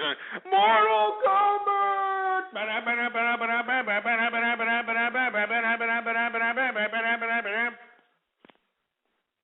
mean, give me a break, man. Is there any real call? Is this thing on, for Christ's sake? I mean, is this thing even freaking on, for Christ's sake? What the hell's going on here? I mean, let's talk here. I mean, is there anybody out there that gives a crap that the American taxpayer is being exploited by the teachers' unions? I mean, we've talked about this throughout the goddamn broadcast here. Here we are. We're a half hour into the second hour of the True Capitalist radio show. I've been exposing substance upon substance upon substance on the damn debating table, making teachers look like the sorry sacks of mooching crap that they are. All right? And that's all there is to it. Okay. Apparently we've got somebody on the horn here, and this better be good, you piece of shit. 1096, go ahead. Hey, Ghost. I wanted to talk about this trend towards socialism. For whatever reason, the Obama administration has you caring about people you don't know more than for yourself. Whatever happened to taking care of yourself and individual freedom? And I don't know about you, but I'm sick and tired of these motherfucking snakes on this motherfucking plane. Oh, Jesus Christ. I mean, you see what I'm saying here, folks? You see what I have to deal with, for Christ's sake? I mean, not only do I have, trolls in America. I mean, it's international, for Christ's sake. I mean, it's worldwide. It's worldwide, for Christ's sake. Good God. We got Benjamin. Benjamin, are you there? Yeah, could you turn your microphone up? You can't. Jesus Christ. Well, at least I hear some chick laughing in the background there. At least you're trying to impress some piece of poontang out there in England. At least I know that you're not playing with George Michael or, some Elton John sex game or something. At least there's a chick back there you're impressing, But if I were you, English tea drinker, I would, maybe turn off the broadcast a little bit, because she may just start creaming out her damn pantyhose, because she's going to be in complete freaking awe. In complete freaking awe at the manly dominance that I'm just throwing around this damn radio show like it ain't shit. So you better watch that girl there, boy, because let me tell you, I'm just throwing around manly dominance like it ain't crap, baby. Let me go ahead and take some drinks here. Some good stuff. Anyway, folks, it seems to me that nobody really cares that, America is being taken by the teachers' unions.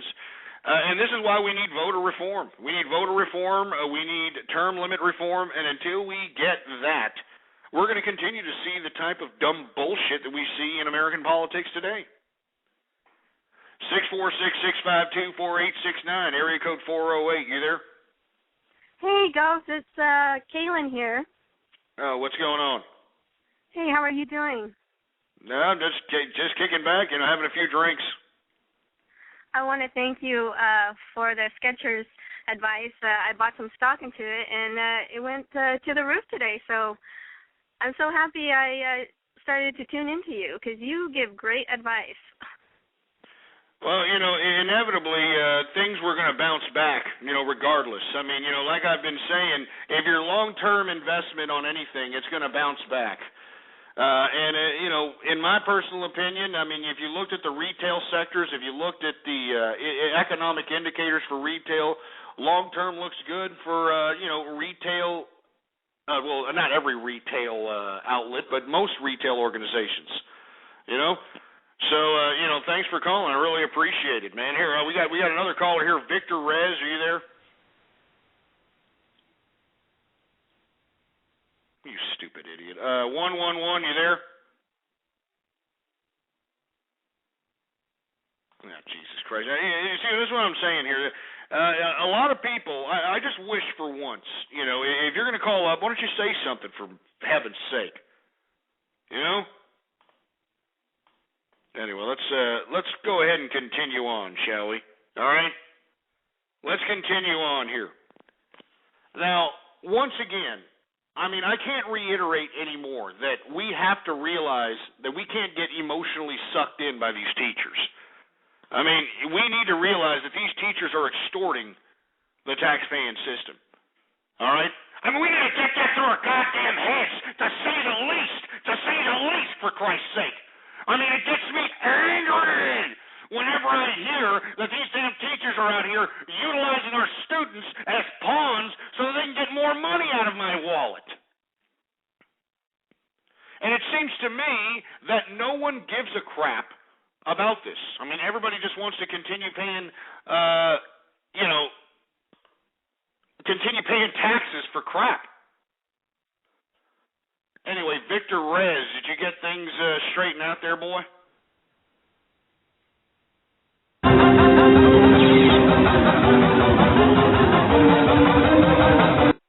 Shut up. All right. Evan Will, are you there? What's up, man? What's going on? Not much, dude. You're cracking my shit up, dude. Well, what's unfortunate is that I'm trying to be serious here. These are serious subject matters, but we got ass clowns in here thinking they're cute. At least one English tea drinker out there is, trying to impress some bimbo. But everybody else is just, they're just playing with their damn ass cracks and, trying to see how their prostate feels being massaged by their middle finger. Dang, man. Well, hey, this is Mel Talk Radio. I heard a lot about you, man, and I just wanted to call in and see what's up. Yeah, no problem, man. What's going on? Not much. So you're talking about Egypt and crap? Well, we're talking about a lot of things, man. We've been talking about a lot of things. For right now, though, we're talking about these damn teachers' unions out there in Wisconsin that are exploiting students so they can continue to get paid these, inflated bureaucratic budgets that's beyond the private sector's pay grade. And, the states can't afford it anymore. They've given out too many, entitlements. They've given out too much pensions. They've given out too many of these expenditures that they got to start cutting, and these people aren't happy about it. Dang, man, I haven't even heard about that. Yeah, you should check it out, man. Wisconsin, it's all over the world. Not all over the world, all over the United States. Wisconsin, Indianapolis, Ohio, California. They're going to their state capitals. Yeah, they're going to their state capitals, and they're saying, hey, we want, a collective bargaining. We want to be able to continue to exploit the taxpayer. We want to continue to do this and do that. I mean, it's big news. I mean, I know that maybe the mainstream media doesn't want you to hear about it, but if you're a business person like myself, it's been all over the business sector, man. It's all been all over the business news. Yeah. Well, that's some crazy shit. Yeah. Anyway, man, thanks for calling, Evan, man. We appreciate you calling up. Thanks for listening. 646-652-4869 is the number to call, folks. I want to hear from you. What do you think about this crap? What do you think about what's happening here with these damn teachers all over the country that are utilizing the unions to extort money out of the taxpayer? I've already played the clip from Bob Shannon, and folks, I don't want to play it again because I already played it 4 times in the first hour, but I have it on my blog, so go to the blog, ghostpolitics.blogspot.com, where the lawyer for the teachers unions basically says that it's not about our merits as teachers, it's not about the students, it's not about the children, it's about the power. It's about the power. And you can look at that speech and go to the blog, because I don't want to play it again, and it seems to me that nobody has a problem with this, that we're still being sucked in by the emotion that these teachers are trying to utilize by using these students as pawns in their disgusting bureaucratic greed. It's horrible. Horrible. Anyway, Oliver James, are you there? Yeah, can you turn your mic up, please? You can. All right, it's not funny this time, man. All right, no, that's not funny. No.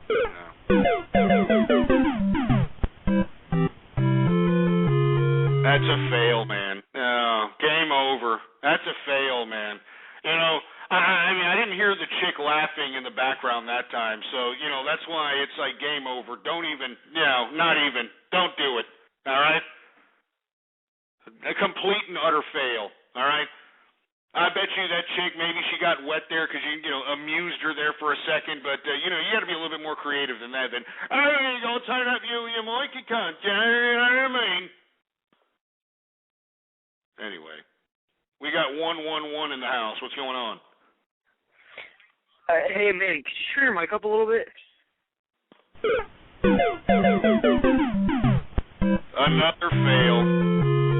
Man, this is pretty bad. Man, this is bad. This is bad. But you know what? It doesn't surprise me.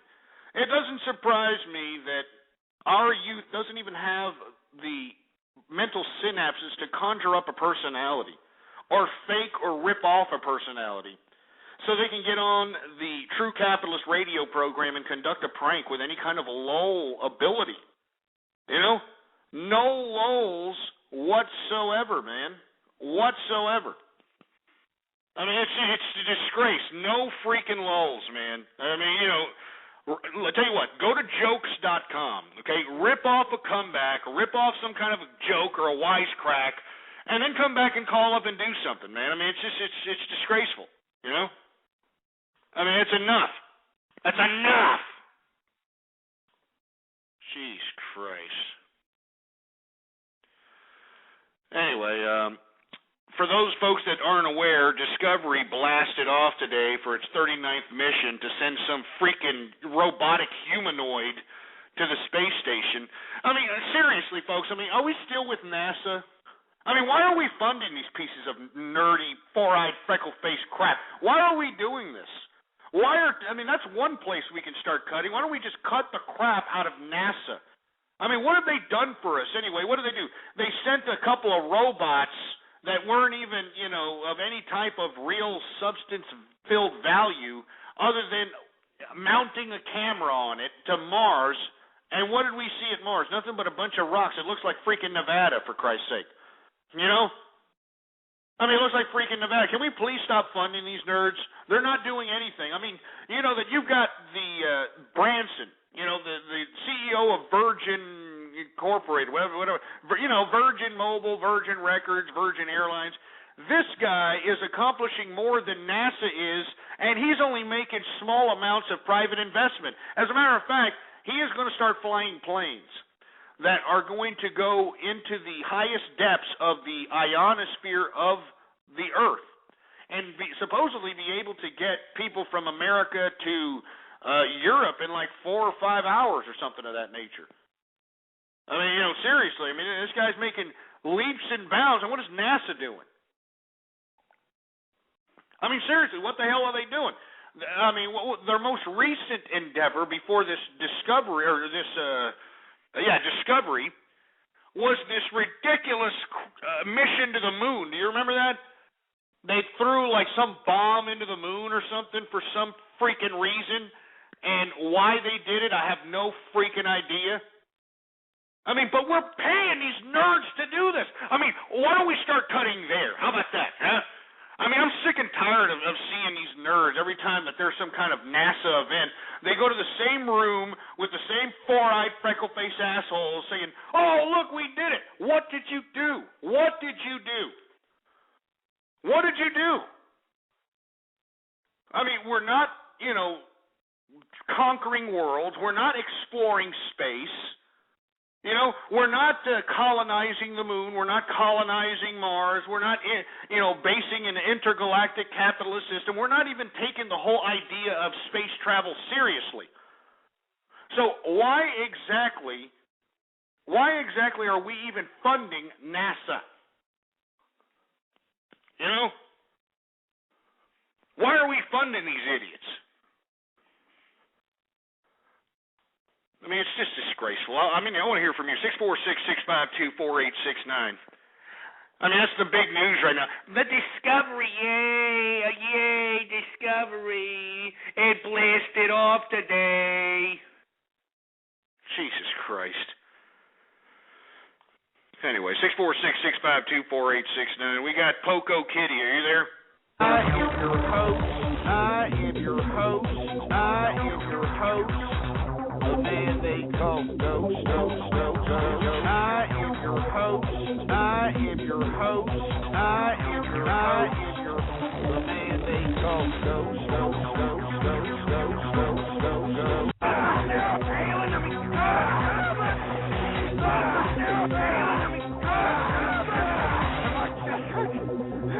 My chest hurts.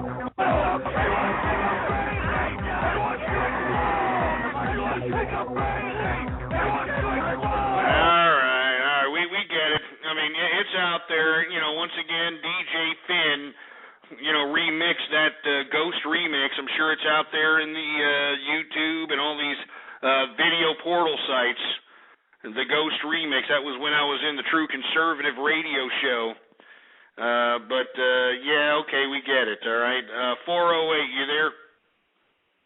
Yeah, I am, Ghost. What's up? It's Goofy Bone. Hey, what's up, Goofy? What you doing, man? Man, nothing right now, Ghost. I'm just drinking a Tecate and about to smoke a nice, good, fat blunt. I made some good earnings today, even though the stock market took a little dump. But the good old Poe people in America, the Metro PCS people, shit, they skyrocketed today. And I happened last week to put an extra 500 shares into Metro PCS, so I made like $1,000 today. Just That's what I'm talking about, man. Thinking about the Poe people in the fuck America, you know what I mean? So shouts out to the Poe people. Yeah, well, no kidding. That's why I put a buy-in on both of those healthcare stocks in the health industry, because those two stocks in general are basically catering to subsidy-based medical use. So the Poe in America. So you know that they were going to increase. As a matter of fact, in the portfolio, those two increased today and yesterday, considering that we had a bad day on the markets. As a matter of fact, let me go ahead and pull those up right now here. This is APG, which is Amerigroup. It was up today 3 cents. It was actually up a little bit higher than that today, but still it's been up ever since then at 1.86% on your money if you would have listened to me when I was bullish. And then HealthSpring was up 30 cents today, and it's up 8.49% on the money since we were bullish on it February 18th. So, yeah, more power to the Poe in America, huh? Yeah. And another thing, one of my friends, Jay Riley, he listened to you on getting some Sketcher, some stock, and he emailed me earlier today, and he said, hey, whenever you talk to Ghost, tell him that he said thank you, because I don't know what the Sketcher, I guess it bloomed today or some shit like that. Well, no, I mean, it hit some lows after having some bad earnings, but the bad earnings was based upon extensive and overbuying in certain products. And in my personal opinion, I think that the retail sector is looking good. I mean, you see earnings on a consistent basis coming out, even for second quarter earnings coming out for some of these retailers coming out on the plus side better than expected. So I still am long term on Skechers. I mean, anybody, you can read the reports on that particular shoe company. It's the second largest shoe company in America next to Nike. And I think that there's nothing but good things for the long term in Skechers. So I would hold on to it. I mean, the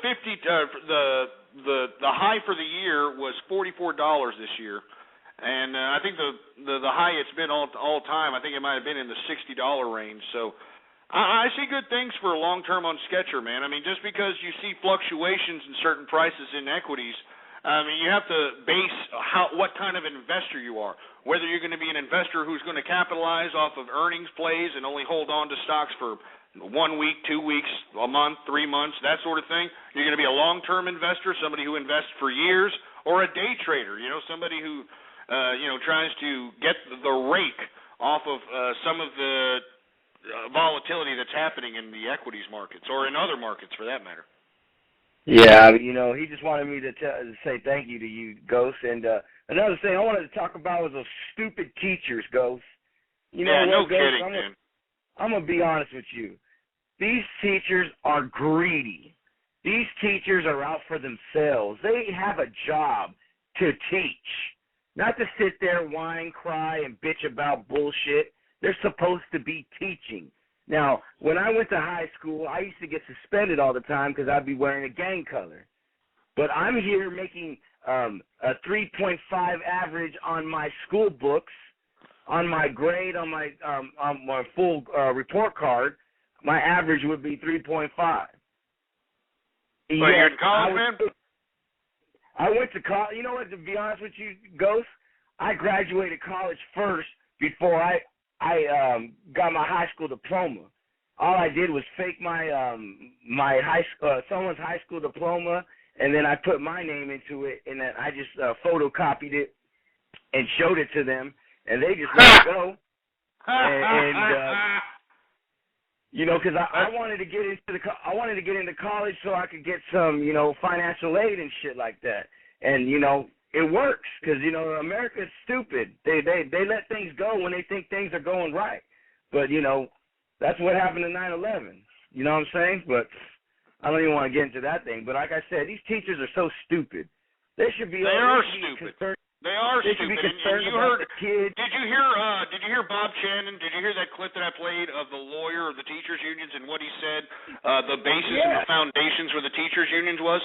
He said it in the speech that it's not about the merits of the teachers. It's not about the children. It's about the power. And you heard it. He said it.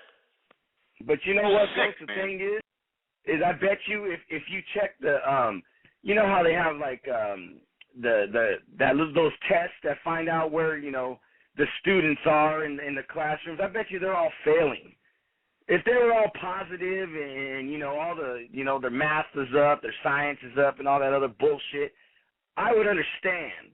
But I bet you, you know, because where are they at? In Madison, Wisconsin, fucking buttfuck Egypt. You know, these people, they're not smart out there. Do you know anybody intelligent that came out of Madison, Wisconsin?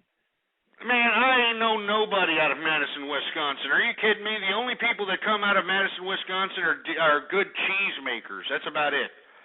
I mean, I don't know anybody out of Madison, Wisconsin. Do you know a billionaire out of Madison, Wisconsin, or a millionaire? Or, you know, I know people out of Milwaukee. Milwaukee has got a couple of people who got, you know, rich in the brewery industry, but that's about it.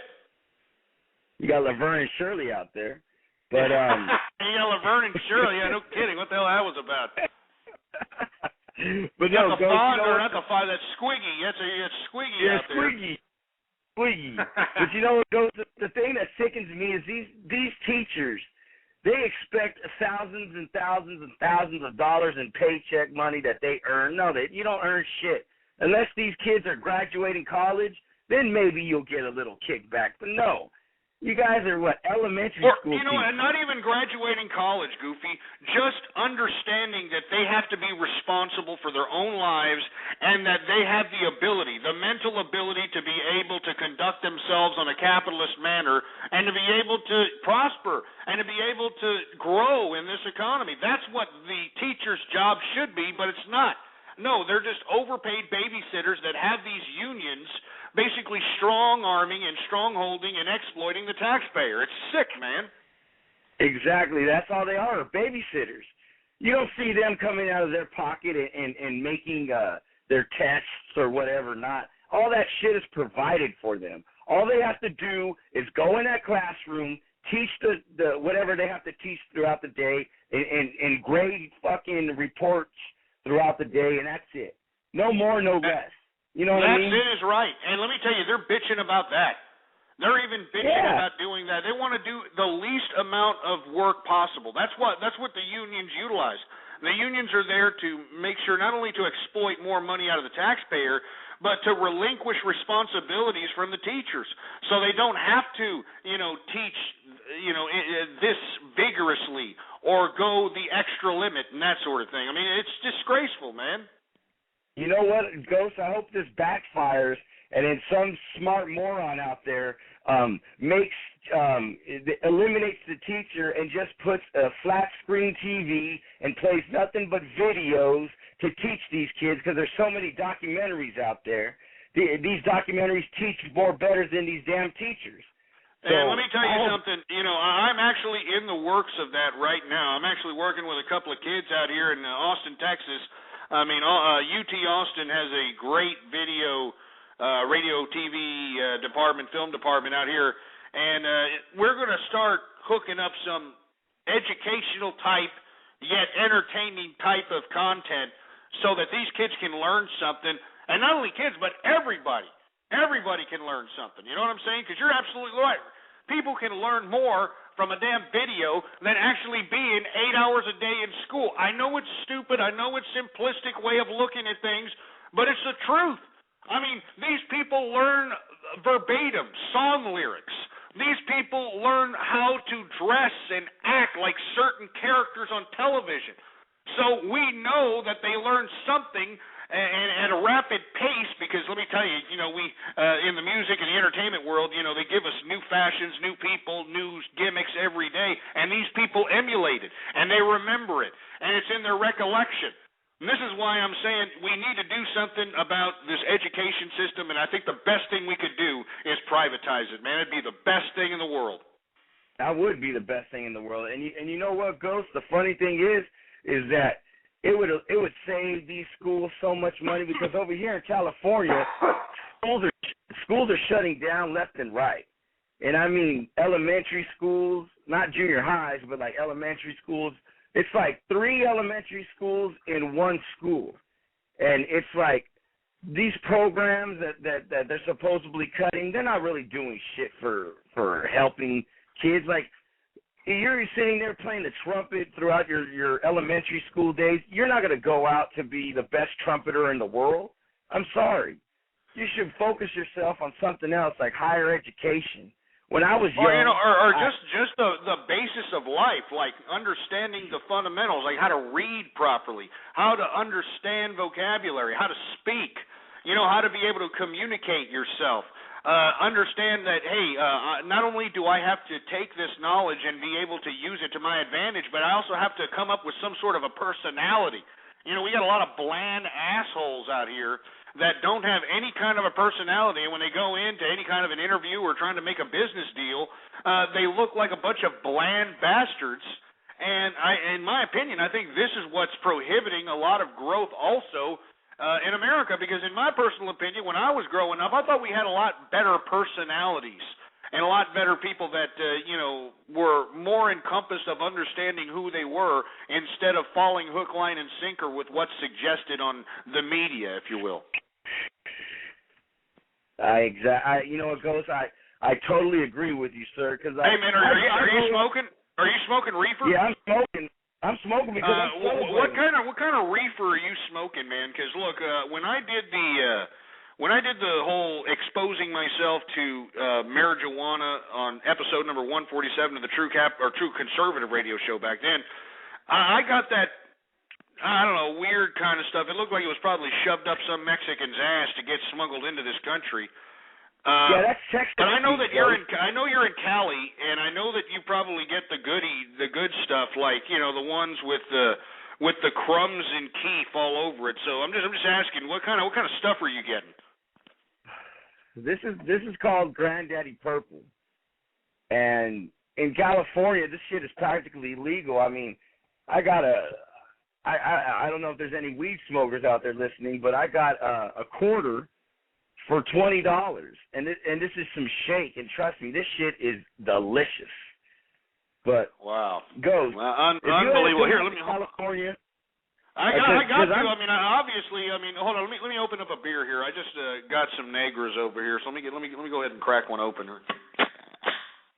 Because I'm celebrating, because when you told me to sell off on some things and put it all into oil, shit, I made hella money right there. So I expected a sell-off. I remember that was President's Day this past Monday.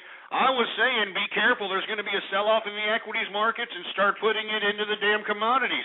Start putting it in the oil specifically, because in the Middle East, this destabilization is obviously going to affect production and transportation. Minimal.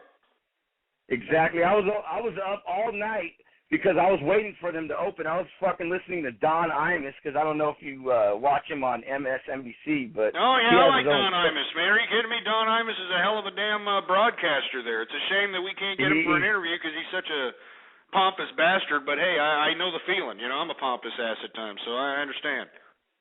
Yeah. So, I was up all day, and then right when that shit opened, I called my Charles Schwab agent. I said, hey, put this in here and take some of this out of here. Boom, boom, boom, boom. Within 20 minutes, Ghost, I made I think almost $2,000 just off the oil deal alone. That's what I'm saying, man. I mean, I'm telling you, it's really, you can kind of gauge this market to a certain degree. Although when you have things like today, when it was rumored on the floor of Wall Street that Muammar Gaddafi had been shot dead, did you see the reaction from the market? I mean, we were climbing in gold and oil up until about 1:30 Central Time, 2:30 or 2 o'clock Eastern Time. We were climbing, and unfortunately, these rumors, went onto the trading floor, and these idiots started selling off and putting it back into the equities. And what disturbs me is that this kind of effect, I mean, it kind of reminds me of the blog I wrote about in April 2010 about how we had that dramatic drop. Remember on April, Jesus Christ, I think it was 12th or I forgot what day it was, but I got it on my blog at ghostpolitics.blogspot.com where it dropped. The market literally dropped 400 and something points based upon the Greek riots that were happening at that particular time. And it ended up being a quote-unquote... Do you remember that? Yeah, well, that's when Greece went bankrupt.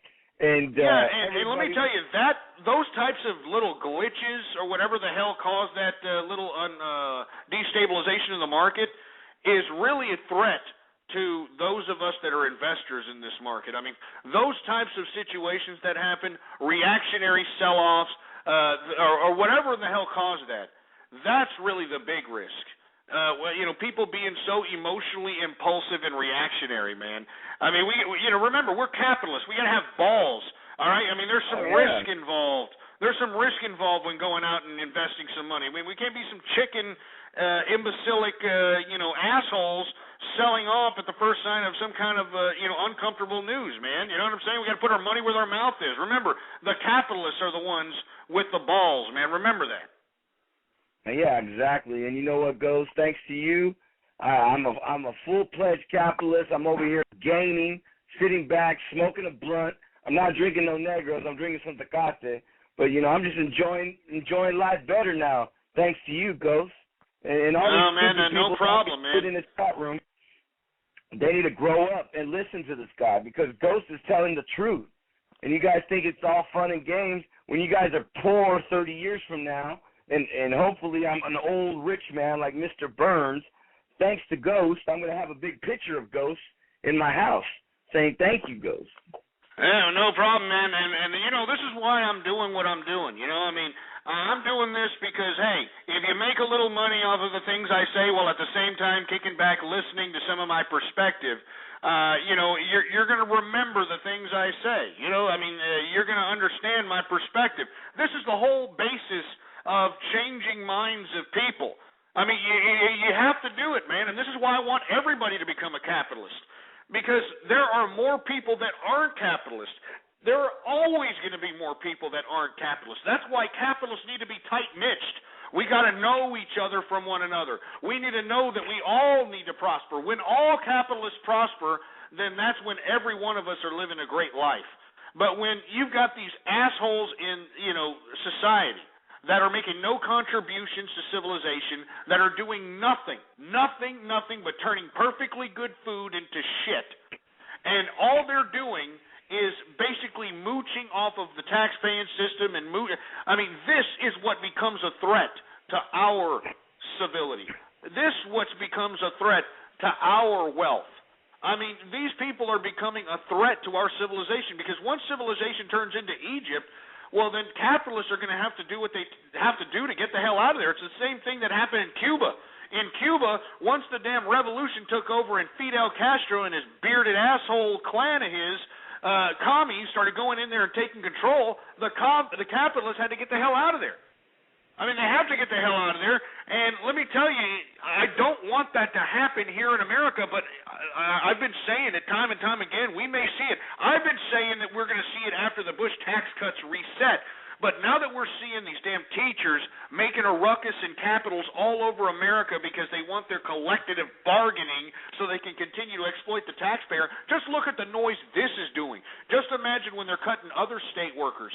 Just imagine when they're cutting entitlements and welfare and government cheese and they're cutting all these other. I mean, you're going to have a whole group of people out here doing the same damn thing, going into goddamn disorder because they want their cash, just like they're in Greece. They're still rioting in Greece. They're still rioting in Greece, for Christ's sake. Oh, Jesus Christ. I don't know, I'm just getting angry. I'm sorry. Maybe I need some of that marijuana you got there, man, but I'm getting a little upset. You know what I'm saying? Well, I'll tell you, Ghost, you gotta learn to inhale it, though. When you smoke it, hold it in, Ghost, because I heard your episode, and you just gotta hold it in and just it hurts hold it the in lungs, though, man. It hurts the lungs. You know, that's the whole I smoke cigars. The whole point of it.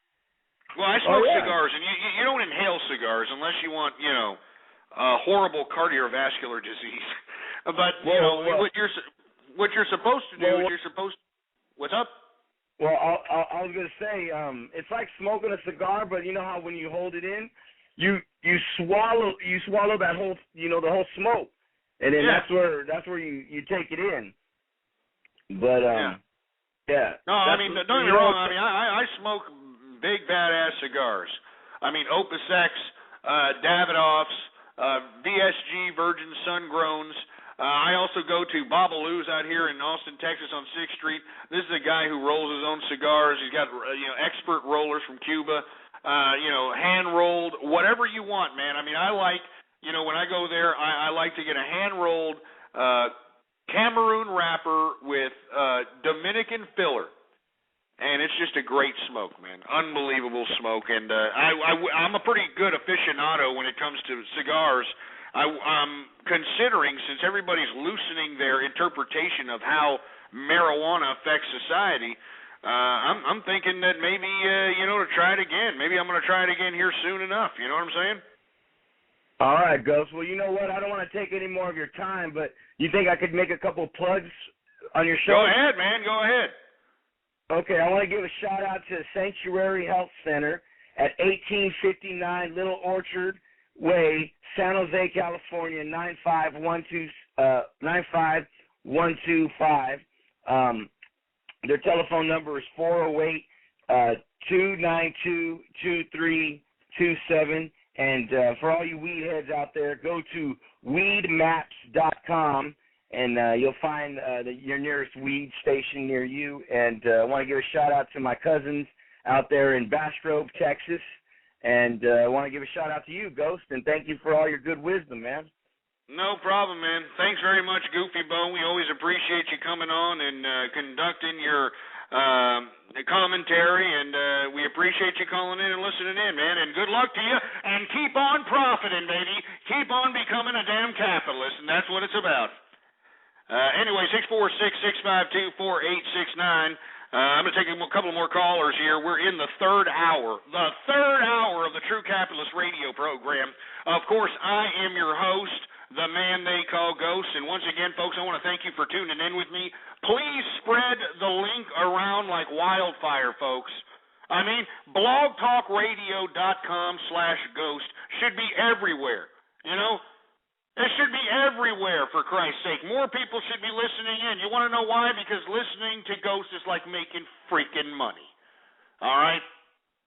So retweet the program. Put it on your social networking sites. You can actually take an audio widget that we have there on the webpage at blogtalkradio.com/ghost, cut and paste it onto your website, and you can simulcast the show every time that it's live on the air. No kidding. And not only will you simulcast the live broadcast, but you can also have access to old episodes. So it's pretty cool. Anyway, we got 1096 up in here once again. What do you want? What's your excuse? All the prank calls I'm getting, and if you listen to all the lack of bass, ballless, fruity-ass bastards, no substance having, uneducated fruit bowls that are calling me up and attempting to educate my show, keep in mind that these are American youths. I don't care. I hate mud cakes. Well, what I got Ireland people calling me in, huh? Are you just telling me that the magnets and they're going to shove it up your arse and they're going to Lucky Charms and all they're talking about it? Shut up! Shut your stupid, 40 clover up the ass having Irish. All right. I mean, look, I appreciate people are making videos. As a matter of fact, the reason people are doing this, folks, is because I am paying $200 to the best viral video of the True Capitalist Radio program, and the deadline is let me see, what's the deadline again? March 11th. All right, $200 for the best goddamn viral video out there, cash money. All right, and all you got to do is make a viral video and send it to me. Send me the link and prove to me that it's viral. Prove to me that, people are out there getting lulls off of it, or people are actually learning about the True Capitalist Radio program, because that's the point. I want so many people listening into the True Capitalist Radio program that I want the bandwidth just being sucked out of Blog Talk Radio.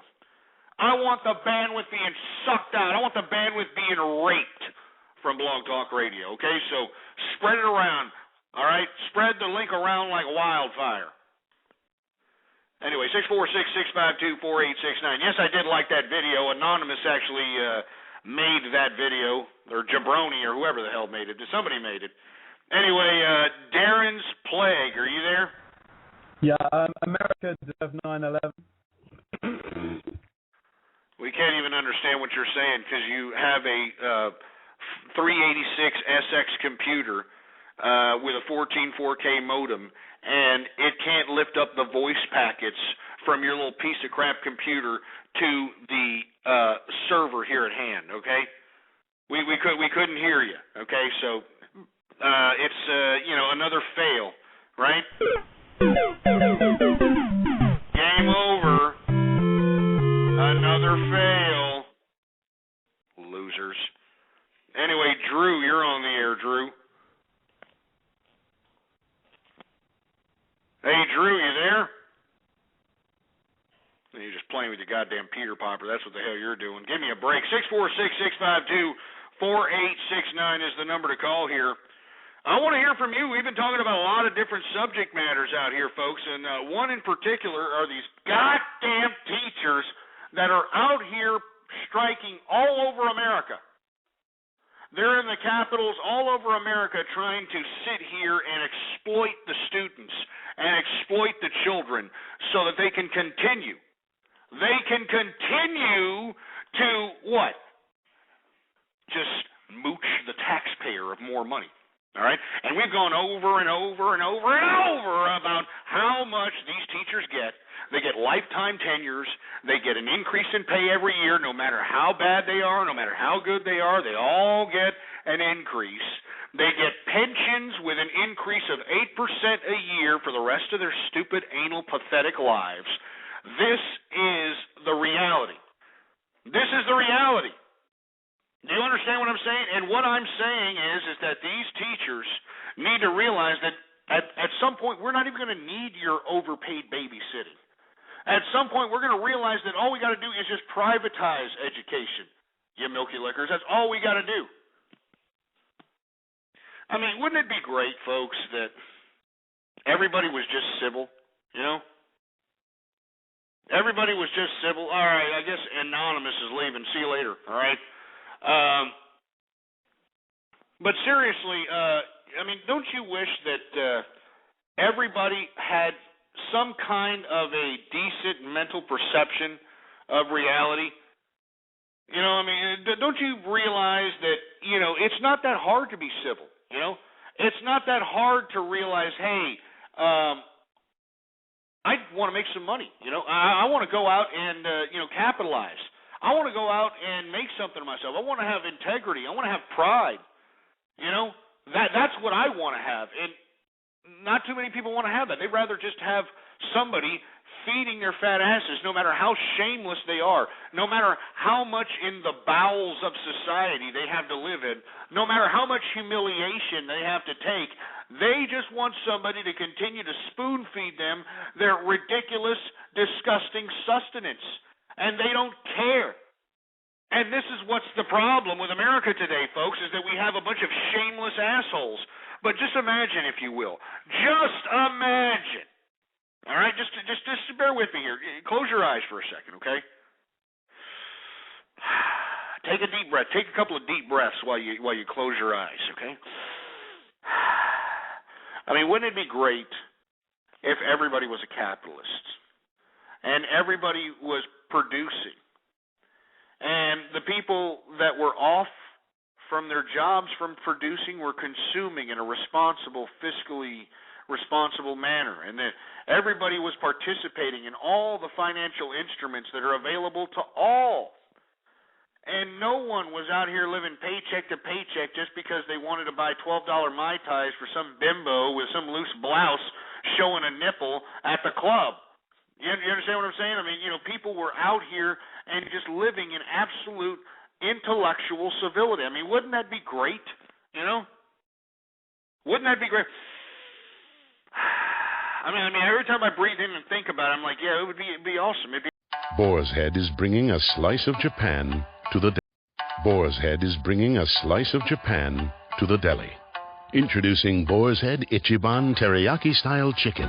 Tender, slow-roasted chicken breast, coated in our signature teriyaki glaze, where ginger, garlic, and a hint of brown sugar meet for a flavor that's both sweet and savory. New Boar's Head Ichiban Teriyaki-style chicken. The bold flavor of Japan. Now at the deli. Only from Boar's Head. Compromise elsewhere. Blog Talk Radio. Here we go.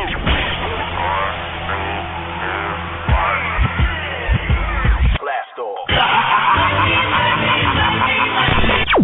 This is True Capitalist Radio. True Capitalist Radio. I am your host, the man they call Ghost. The badass of business. Give him capitalism or give him death. That's it. Period. Broadcasting from his Skyline office studios in beautiful downtown Austin, Texas. You sound fruitier than a box of Fruit Loops, for Christ's sake. And now, he'll take it from here. Your host, the prognosticator of prognosticators, the man they call Ghost.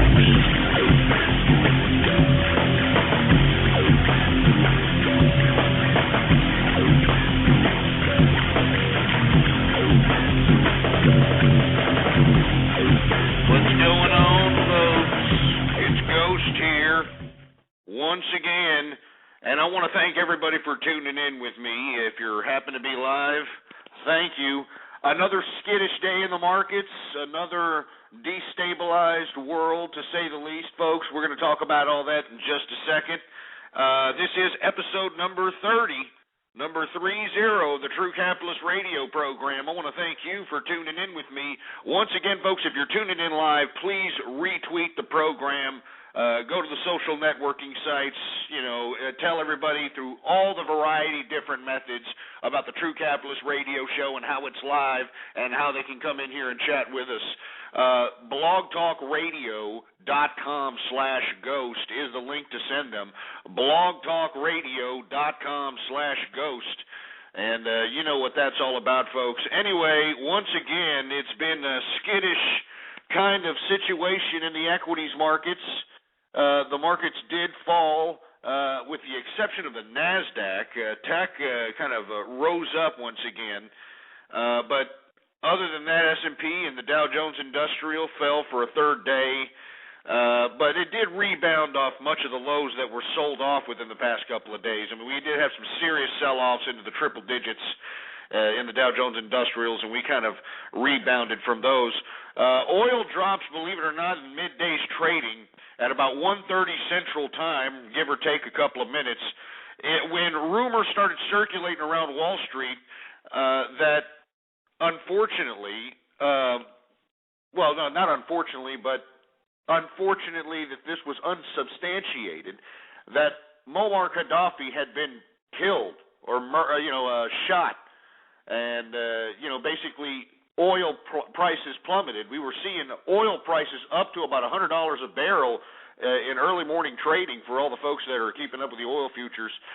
We saw it, sweet crude, up to about $100 a barrel, but it closed out considerably below that price. And it was based upon this rumor out on the trading floor that Muammar Gaddafi had been assassinated or had been shot, been mortally wounded of some sort. So we're going to talk about that. We're also going to talk about how unemployment insurance, people who have filed for unemployment this week dropped 22,000 less than last week. So we're making some progress on less people filing for unemployment for the first time. And we're going to talk a little bit also about Madison, Wisconsin, under occupation, as tens of thousands turn out to demonstrate out there in the Capitol because, we want teachers' unions. We want to be able to have collective bargaining. We want to be able to exploit the teachers and exploit the taxpayers. That's what we want. So we're going to talk about all that. Once again, folks, please, if you're listening in live, retweet the program, spread it around like wildfire, blogtalkradio.com/ghost. But let's go ahead and overview the markets really quick so then we can get to the crux of the program. Dow Jones Industrials still lost today. It was down 37.28 points, a change of minus 0.31%. 0.31% in the negative. It closed out at 12,068. S&P 500 closed out at 1,306. It was in the negative 1.30. A change of 0.10%. NASDAQ was the only highlight of the equities markets. It did increase 14, almost 15 points at a change of 0.55%, closing out at 2,737.90. So the equities market's kind of a little skittish, a little bit better than the triple-digit lows that we were used to here in the past couple of days. So I'm happy to see that the true capitalist portfolio went back to normal. Everybody's portfolio should have gone back to normal, not necessarily back to normal of the gains that we've been seeing within the past couple of weeks, but normal in the sense of being adjusted given the economic data, the indicators, earnings that are coming out, so on and so forth. But anyway, now that we've gone over the equities markets, let's go over to the commodities, because commodities are a big story here. Because of the news of Muammar Gaddafi's alleged assassination, I mean, this was all over Wall Street, folks. At about 1:30, it started hitting the trader floors, and they started selling off based upon this rumor, based upon this hysteria. Now, this is really, really upsetting to an investor like myself who,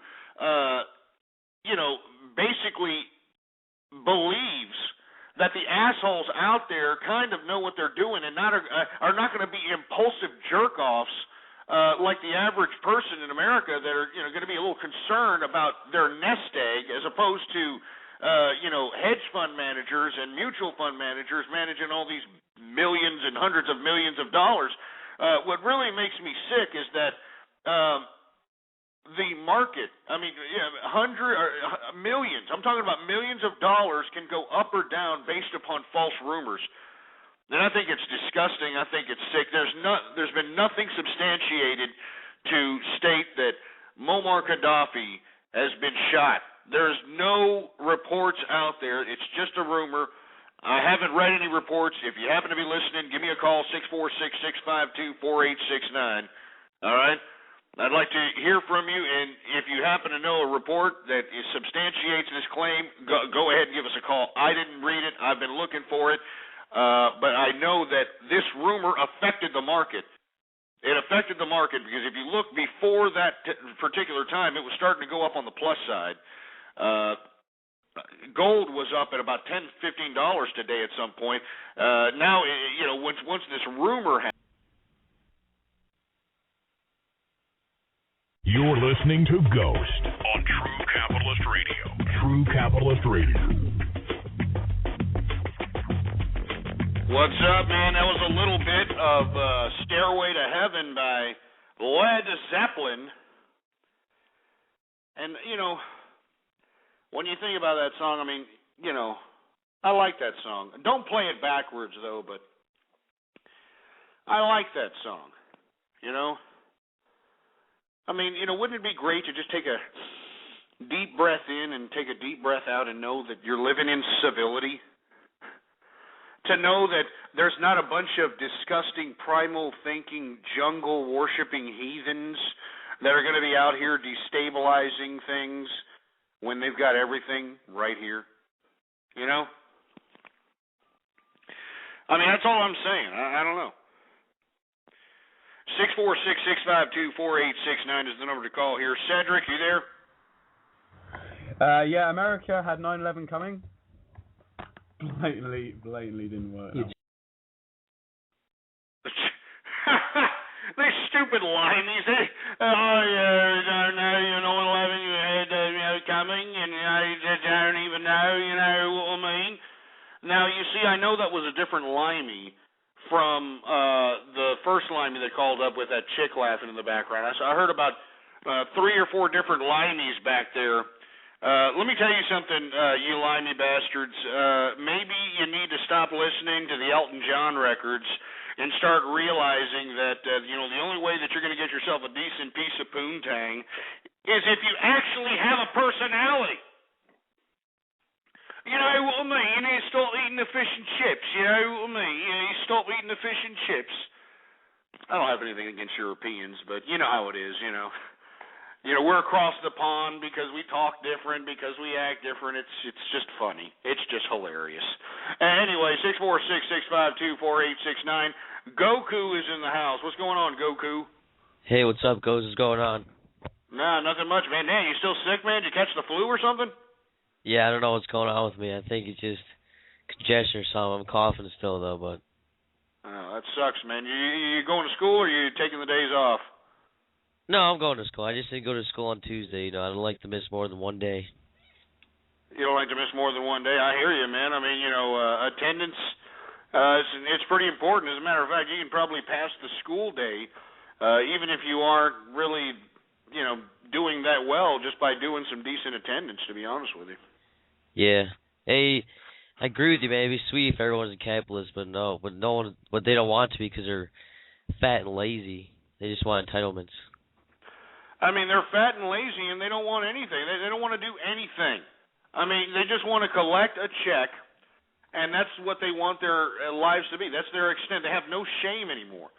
And this jeopardizes the integrity of the systems that we depend upon. I mean, capitalists depend on a rule of law here. Capitalists depend on the fact that wherever they're doing business, the government is going, or at least the justice system of that government is going to abide by that contractual obligation. And what really sucks is that we have these idiots out here that have already bent the rules on contract law. In 2008, when this disgusting crash in the real estate market happened, a lot of these people that were into these so-called mortgage contracts were able to break those contracts, which is an unprecedented situation. And I think it's very dangerous that that particular precedent was set because, you know, the basis of business is based upon contractual law. And, you know, for these people to be pissed off that, you know, hey, you knew I couldn't pay the payment, I only had this much money, and you still gave me the money, is like blaming your mother for giving you $500 so you can pay your rent, and then bitching at her the next month because, you know, you're telling her the excuse, well, you knew I couldn't pay the rent, baby.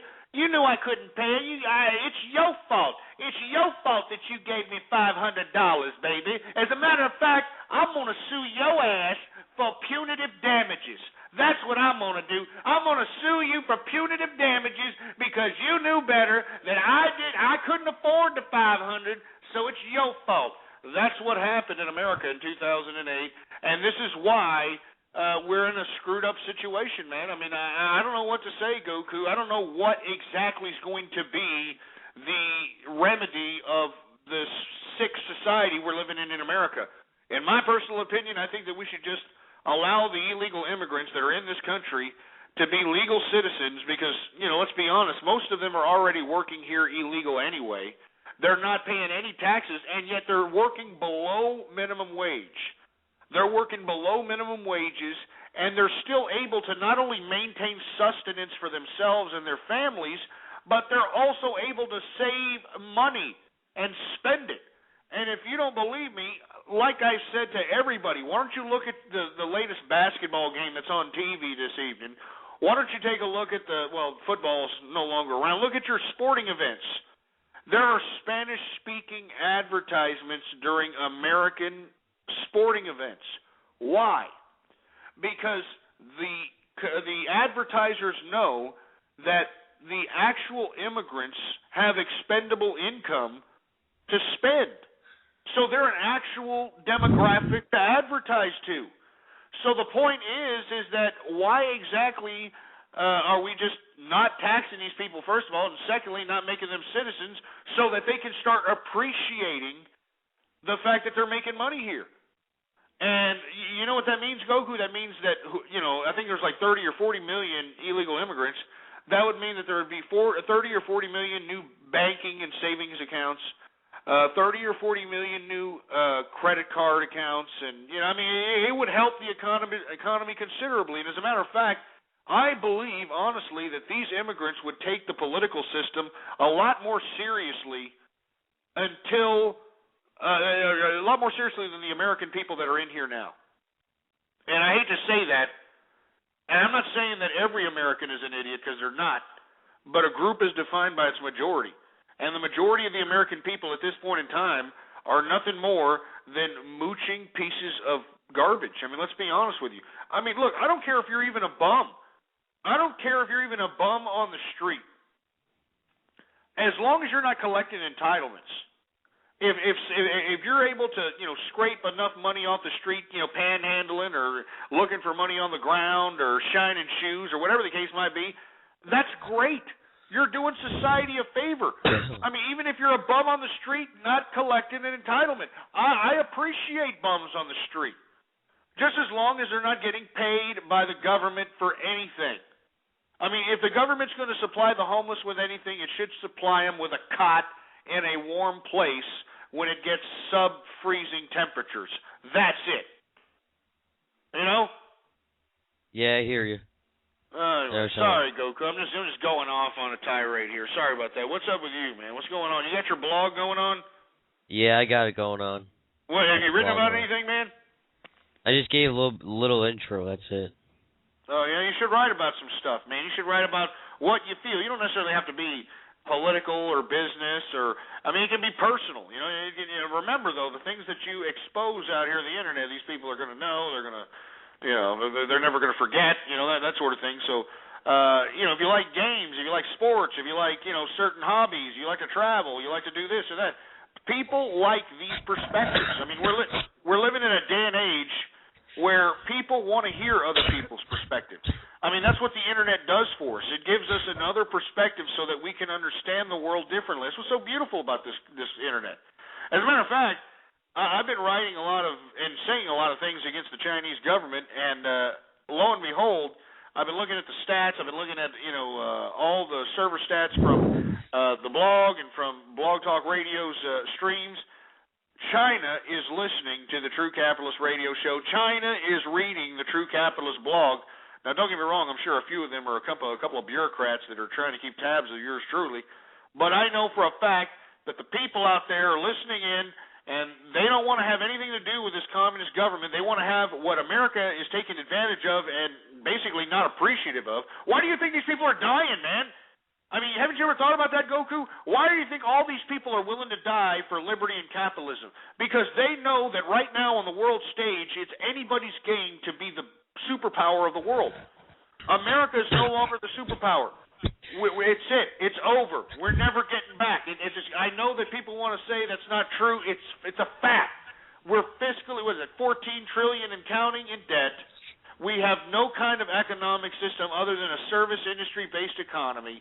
All right, we've got high unemployment. I mean, even economists and the Federal Reserve Chairman has said that at best, full unemployment is going to now be redefined at 6.5% as opposed to whatever it is, 4%, 4.5%. I mean, it's disgraceful. It's utterly disgraceful. So what I'm saying is that either America, and I've been here 5 years, Goku, 6 years, trying to tell these people, but either America is going to snap themselves out of their stupid, simplistic, complacent, mooching simplicity, or we're going to go down, and we're going to go down hard. And I don't want us to go down. I don't want us to go down, but let's be honest. Why do you think these people are willing to die for liberty and freedom? They want what America had. America was the bastion of capitalism, of freedom, of liberty, and that's what they want. I mean, even the people in Iran who are they're an Islamic state. They are an Islamic state right now. They are what Bin Laden and the Islamic Brotherhood are trying to achieve. They're already there. And the people that are living under the Islamic State don't want to have nothing to do with it. They want to get the hell out of it. They want capitalism. They want liberty. You want to know why? Because it's a lot better. It's a better life. Everybody knows it. But the American people, they don't know it. They don't. And that's the biggest tragedy of this whole story here in America. And that's why I don't care how patriotic you are. It's a fact. We're no longer the superpower. We're going to relinquish it to anybody who emerges after this whole destabilization process in the world. Whoever emerges as a superpower is going to be the superpower for a long period of time. Yeah, well, there's so many freedoms here. People are still complaining, though. I don't get it. So many freedoms. You can start your own business, make money, do whatever you want, and yet people are still complaining. Well, that's the problem. I mean, that's the problem. We've given them so many, not just opportunities, but ways to profit without doing anything. You know, Goku, the bigger loser you are in American society, the more money the government will give you. You know, if you're a drug addict, there's some kind of government program you can get for that. Oh, you're Poe in America? Oh, we can give you into some kind of program to get you some cash for that. Oh, you're homeless? Oh, we'll get you a housing voucher program, Section 8 house or a project home, something of that nature. Oh, you guys, I mean, it's come on. I mean, can we continue on? I mean, and what's really bad is that even though we're giving the Poe in America an opportunity, even though we're feeding the Poe in America, even though we're giving them housing, even though we're giving them all this crap, are they stepping their game up? Are they increasing themselves in a class stature? Are they gaining integrity? Are they trying to keep up with the stages they're evolving in because of the government assistance? No. And this is what really pisses me off, and this is why I say we need to cut all this crap. Cut it, and cut it now, cut it fast. You know what I'm saying, Goku? Yeah. Hey, Ghost. Hey, Goku, you said you were in Ohio, right? Have you heard about these teachers striking in Ohio over there? I don't know. I've seen it covered on the news, but that's in Columbus. I don't live by Columbus. I live in the northeastern part. Well, it's hitting your state. It's hitting California, Indianapolis. I mean, it's hitting a lot of different areas of the country. Now, do you believe, you're a student in the public education system, do you believe that teachers deserve to be above everybody else when it comes to their ability to get pay raises on an annual basis? Like every single year they get a pay raise to every teacher. See, that's the thing about collective bargaining. It's for every teacher, even if you're good, even if you're bad. Do you think it's an all right thing that the unions basically protect the worst in teachers? No. I mean, I'm just asking. I mean, from your perspective, are you being taught well?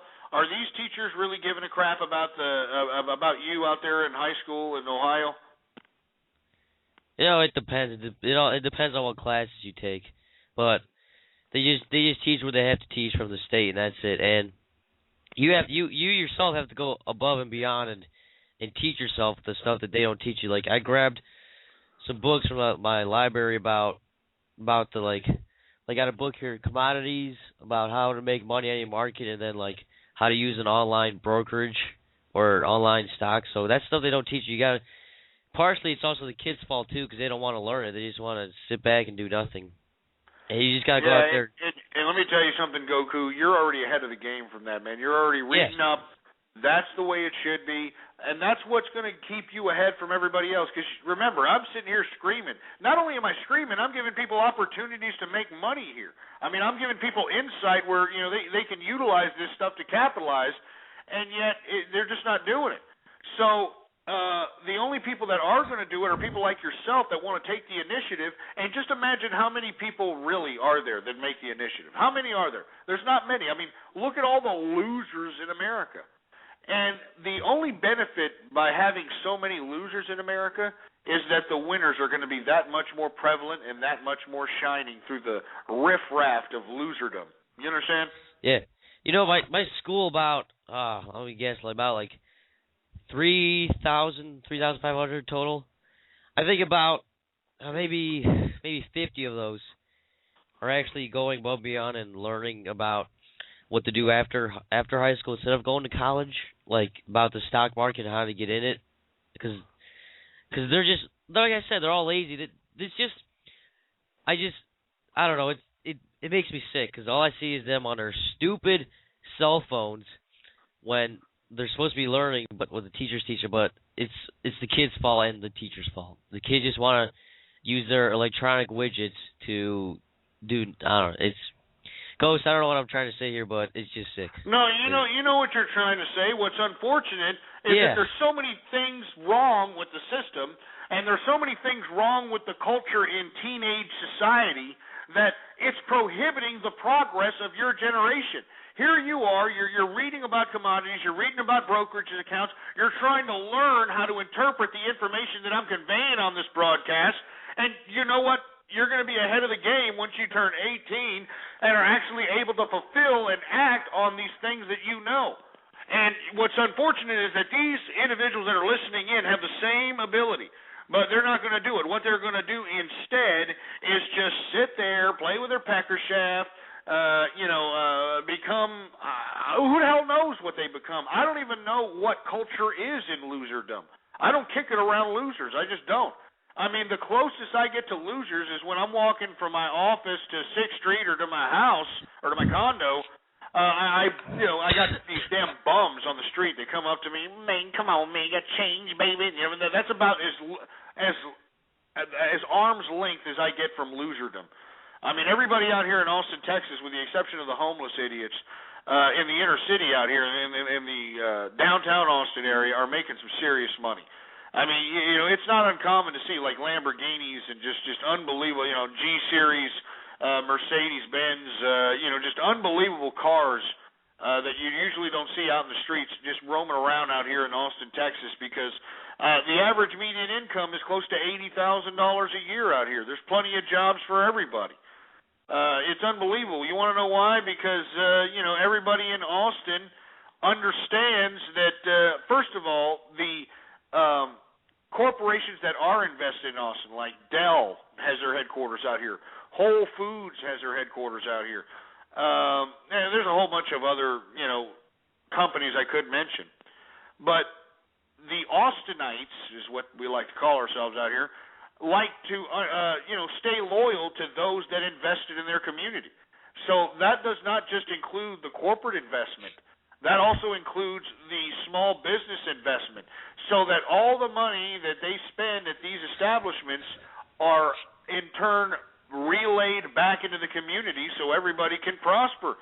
And that's why Austin is a nice, prosperous city, and I love it, and I love partying out here. It's an ageless society. You can be a young, teenaged college kid or an older, generation person and still live like, that youthful kindred spirit. There's a certain energy out here that's like like any other city I've ever been in. I've been in a lot of cities, but the energy out here is just so unbelievable, man. I love this city. I love Austin, Texas. Coach, you know what the culture is of the youth? It's Jersey Shore. It's stupid hip hop, rap, Lady Gaga, Lil Wayne. It's Skins, it's MTV, it's all this other crap on TV. It's Hollywood. That's what the culture is. That's what the culture is in today's youth. I see it every day. Stupid Hollister and Abercrombie & Fitch and American Eagle and all that other crap. That's the culture. There's no personality. They just do what everyone else does because that's the only way to fit in. There is no personality.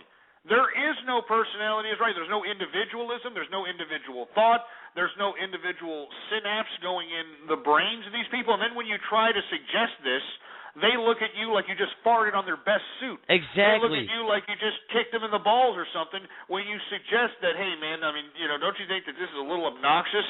Don't you think this is a little ridiculous? Don't you think this is a little stupid? No, Because everybody in this stupid, sick society, especially in the youth, Goku, especially in the youth area, these people have all drank the Kool-Aid when it comes to this ridiculous pop culture that we've accepted, this pop culture that accepts teenage pregnancy, this pop culture that accepts Octomom, this pop culture that accepts substandard public education, this culture that accepts teenagers being exposed in sexual positions on MTV, this same culture that accepts this ridiculous nonsense that we would have never have accepted 30 years ago. This is what encapsulates our culture, and this is why we are dumbing ourselves down. This is why there's no personality. This is why there's nobody with any kind of intellectual curiosity that can help the culture progress out of this disgusting, despicable rut that they're in. There's nobody out there that can do this because, let's be frank, most of the youth is what? They just consist of people following somebody else. And when you try to deviate from that, what happens? You're ostracized. You're a damn outcast. You're a nerd. You're a leper. You're whatever they call you. Sick. I know. I talk to these kids. I say something intelligent that they never heard before, and they look at me like, "Who the hell are you? Did you just come from another planet or something?" And then it's so retarded. And then the only reason they watch this stuff, they buy this stuff, is because that's the only way they know how to fit in. They say, "Oh, I'll buy this. I'll fit into this crowd. I'll do this. I'll fit into this crowd." And then we tell them, don't do this. Go do your own thing. They look at you like you're freaking stupid, like you just farted in their face, like you said. It's stupid. Disgusting. It's right. It's right. Stupid. And this is why I hope. I know I got a lot of young people listening in. This is why I hope that they understand that they don't have to fall in line with these assholes. All they do is have to have some integrity for themselves. That's it. I know that's a corny statement. I know that people are like, give me a break. But all you have to do is have some goddamn integrity for yourself. If you're shameless, then let's be honest, you're a useless human being. If you died tomorrow, if you're a shameless person and you don't care and you're a moocher and you just don't care about anything but being a moocher for society, you don't care about anything but turning perfectly good food into shit, well then, in my personal opinion, when you die, no one's going to care. No one's going to give a crap that you died. But when you have personal integrity, and others can see that, others can feel when you have personal integrity, believe me. But don't get me wrong, you're going to get some haterism. You're going to get some haterism, because haterism seems to be rampant in this country. When you have personal integrity and you look like you're doing good for yourself, believe me, you're going to have some haterism. I mean, I say it every single time. When I go to the supermarket, I see these disgusting, despicable, sour scowls on the pusses of these assholes because I'm living well. I'm putting T-bone steaks and briskets and chicken wings and just large quantities of food so I can stock up because I have the expendable income to do so. You see these people looking at me and looking at my basket and looking at how much stuff I have and looking at me with a sour scowl, looking at me with some kind of a mean mug as if I'm the one that made their bad decisions. You understand? And this is what's really sad about our society. This is why we have no individual thought. It sucks. It's stupid. This is why we've accepted stupidity. I mean, haven't you noticed stupidity has become the recipe of today? Nobody cares about any kind of goddamn common sense or personal integrity. I mean, I can't say it enough. Personal integrity, personal integrity, personal integrity. Get some. Jeez Christ. Exactly, Hey, I've been out here for a while. I'm gonna let you take some more callers. I'll see you tomorrow on Baller Friday. All right, Goku, man. Thanks for calling up. Hey, plug your blog out there, man. Goku93.blogspot.com. Check it out. Click on some of those ads there. That's all I got. All right, Mike, man. Yeah. Take it easy, bro. Yep, you too. See you, Ghost. Thanks for listening, Goku. Anyway, 646-652-4869 is the number to call here. We got about 12 minutes left in the broadcast. Folks, like I've said, this is a pure word-of-mouth broadcast. I'm taking it as serious as a heart attack, folks. I'm not joking. I mean, I've invested a little bit of money in this. We're going to invest a little bit more. You know how it is, folks. I mean, the reason I'm doing this is not just because not just because I like to talk about business and not to show that I'm a great prognosticator and all this other stuff, is to hope that I can get people thinking like myself, a capitalist. You know, how do you think that these leftist movements started?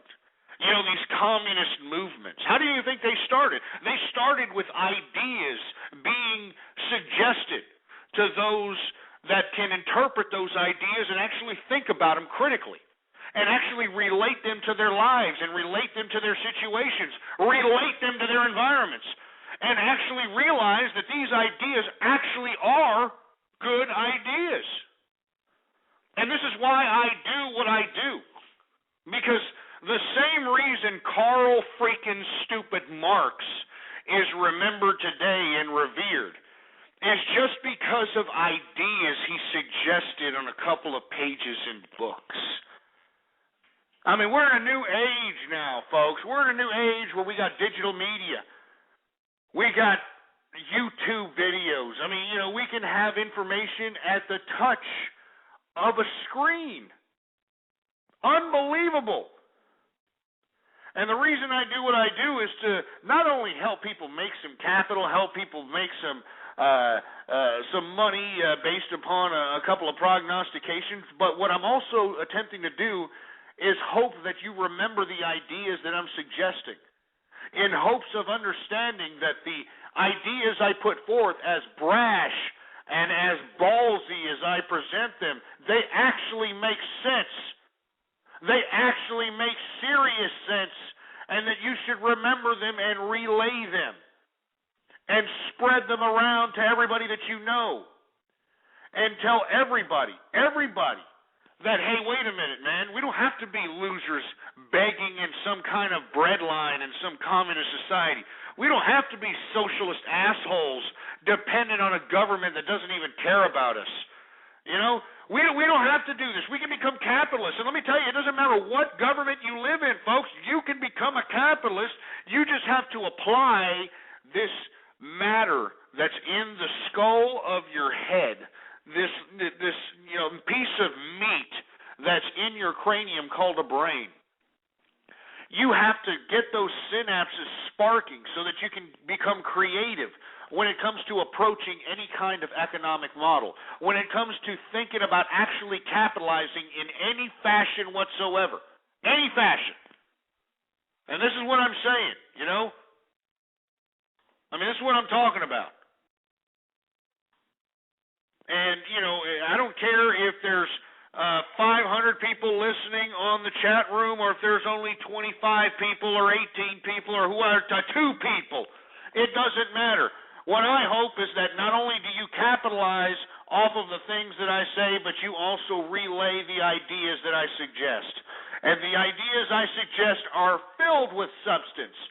I mean, they're filled with substance to the point where you can't debate them. You can't debate them because they're facts. And I want to live in a society where civility is common, where we don't have to worry about disgusting, despicable chaos, where the rule of law, not the law of the jungle, governs the conduct of man. Because we should no longer have to sit here and continue to think that we have to base our behavior on the laws of nature. I mean, we've conquered nature. We're going into space. We can explore worlds if we want to. I mean, we've been able to mass manufacture agriculture to feed everybody. It pisses me off that we live in a society today, especially in America and other European nations, where you can go out and get any food you want at any restaurant, at any corner. In America, we have dollar menus on every freaking corner. I say that over and over and over again, but it bears repeating, folks. We've got dollar menus on every freaking corner. No one should be starving. No one. I mean, you can find $1 on the floor, folks. I mean, if you walked around and just looked on the floor and just kind of walked around your city and you find change, you can get $1 to feed your ass, a double cheeseburger for $1. But nobody wants to do that. You want to know what they do? They go to the government so they can get themselves a free house on the free housing voucher program. They want to get themselves free food on the food card. And not to mention, they can run that food card out on, whatever the crap they buy, and they can go down to the nonprofit organizations like the food bank and go out there and milk that organization for all they're worth. They can get their rent paid by churches. You know that church organizations are actually paying the rent of single whore mothers out here in America that not only are mooching the entitlement system of our governments, but are also playing the child support lottery system. And I've said this time and time again, folks, you know that we've turned baby making into big business, not just through the entitlement system, but also through the child support system. Did you know that the child support system is based upon giving the mother a certain portion of a man's paycheck, because the mother usually gets the child in any kind of a situation. The mother, I've said this time and time again, can be a prostitute, and the court will look highly upon her prostitution job as a way of maintaining sustenance for the child. And they won't hold that against her whatsoever. So what I'm saying is that every child that a woman has in America from a different father, let's say she strikes it rich and gets a father that makes about $6 or $7 grand a month. Well, she can literally mooch $3 grand a month off of the one child she had with this asshole, and that's just that one kid. Believe me, that would probably be her favorite kid, but they get a separate child support check from every father on top of all the entitlements. And I'm supposed to feel sorry for whore mothers, single whore mothers? I think not, man. Look, I don't care if you're going out and becoming a slut bag. I mean, this is America. If you're a woman and you're, paying taxes and you're maintaining your sustenance, you don't have any children, and you want to go out and, become a whore, by all means, go right ahead. Just don't have any children. Don't get married. Don't, make these impulsive emotional decisions. And I know that there's a lot of you women out there, but for the most part, most of you don't. Most of you go out here and utilize these entitlements to make cake because, let's be honest, most women would rather blow Colonel Sanders than to work at Kentucky Fried Chicken. All right? And that's all there is to it. All right, anyway, it's, what do we got? We got 4 minutes left in the broadcast. I want to thank everybody for tuning in with me, folks. This broadcast was sponsored by Lexington Law. All right? If you have any financial trouble, credit problems, bankruptcies, whatever, give these guys a call, okay? 877-663-2171 is the number to call. That's 877-663-2171. Any kind of financial trouble. Anyway, I know that we already redid the video clip of the week on blogtalkradio.com/ghost. But I am going to put another video clip on my blog, or on my website, not the blog, on my website, blogtalkradio.com/ghost. I know that we have currently the Why'd she slap? And I think I'm going to start, redoing that video and posting a new video frequently. So that'd be another reason to go to the True Capitalist Radio website at blogtalkradio.com/ghost, because I'm just going to keep putting videos, I mean, it's cool. I know there's some people that maybe come across some of the videos, maybe some of you don't. It's humorous. It's shocking. It's another aspect, and it's another reason to bookmark the website, add to your favorites, blogtalkradio.com/ghost. It's another reason to come here, folks. It's another reason to come here. You know it, and I know it. Anyway, let's take one more caller here before we leave. 425, you're on the air. Hey, Ghost, how are you? This is Mike from Washington. What's going on, Mike?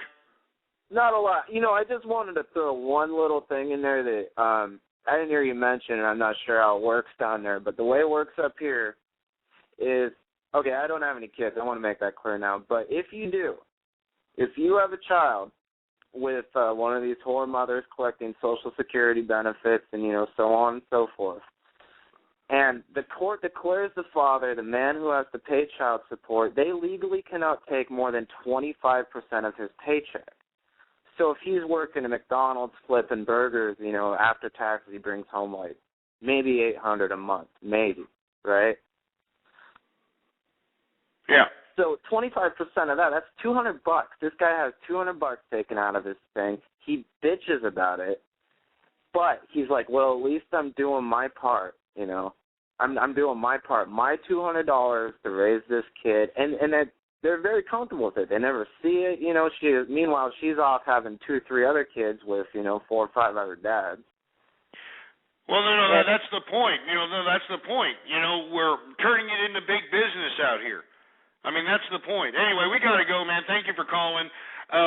Shoot me an email, ghostpolitics@yahoo.com.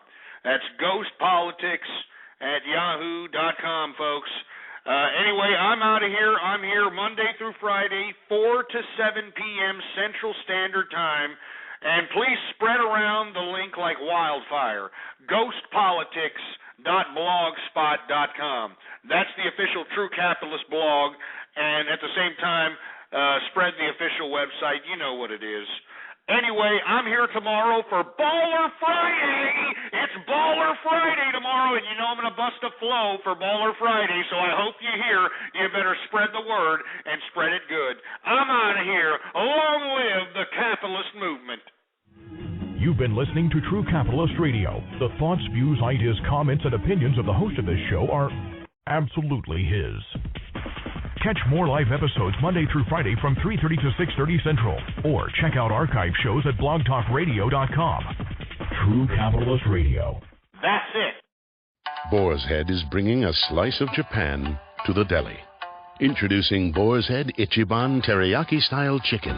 Tender, slow-roasted chicken breast, coated in our signature teriyaki glaze, where ginger, garlic, and a hint of brown sugar meet for a flavor that's both sweet and savory. New Boar's Head Ichiban Teriyaki-style chicken. The bold flavor of Japan. Now at the deli. Only from Boar's Head.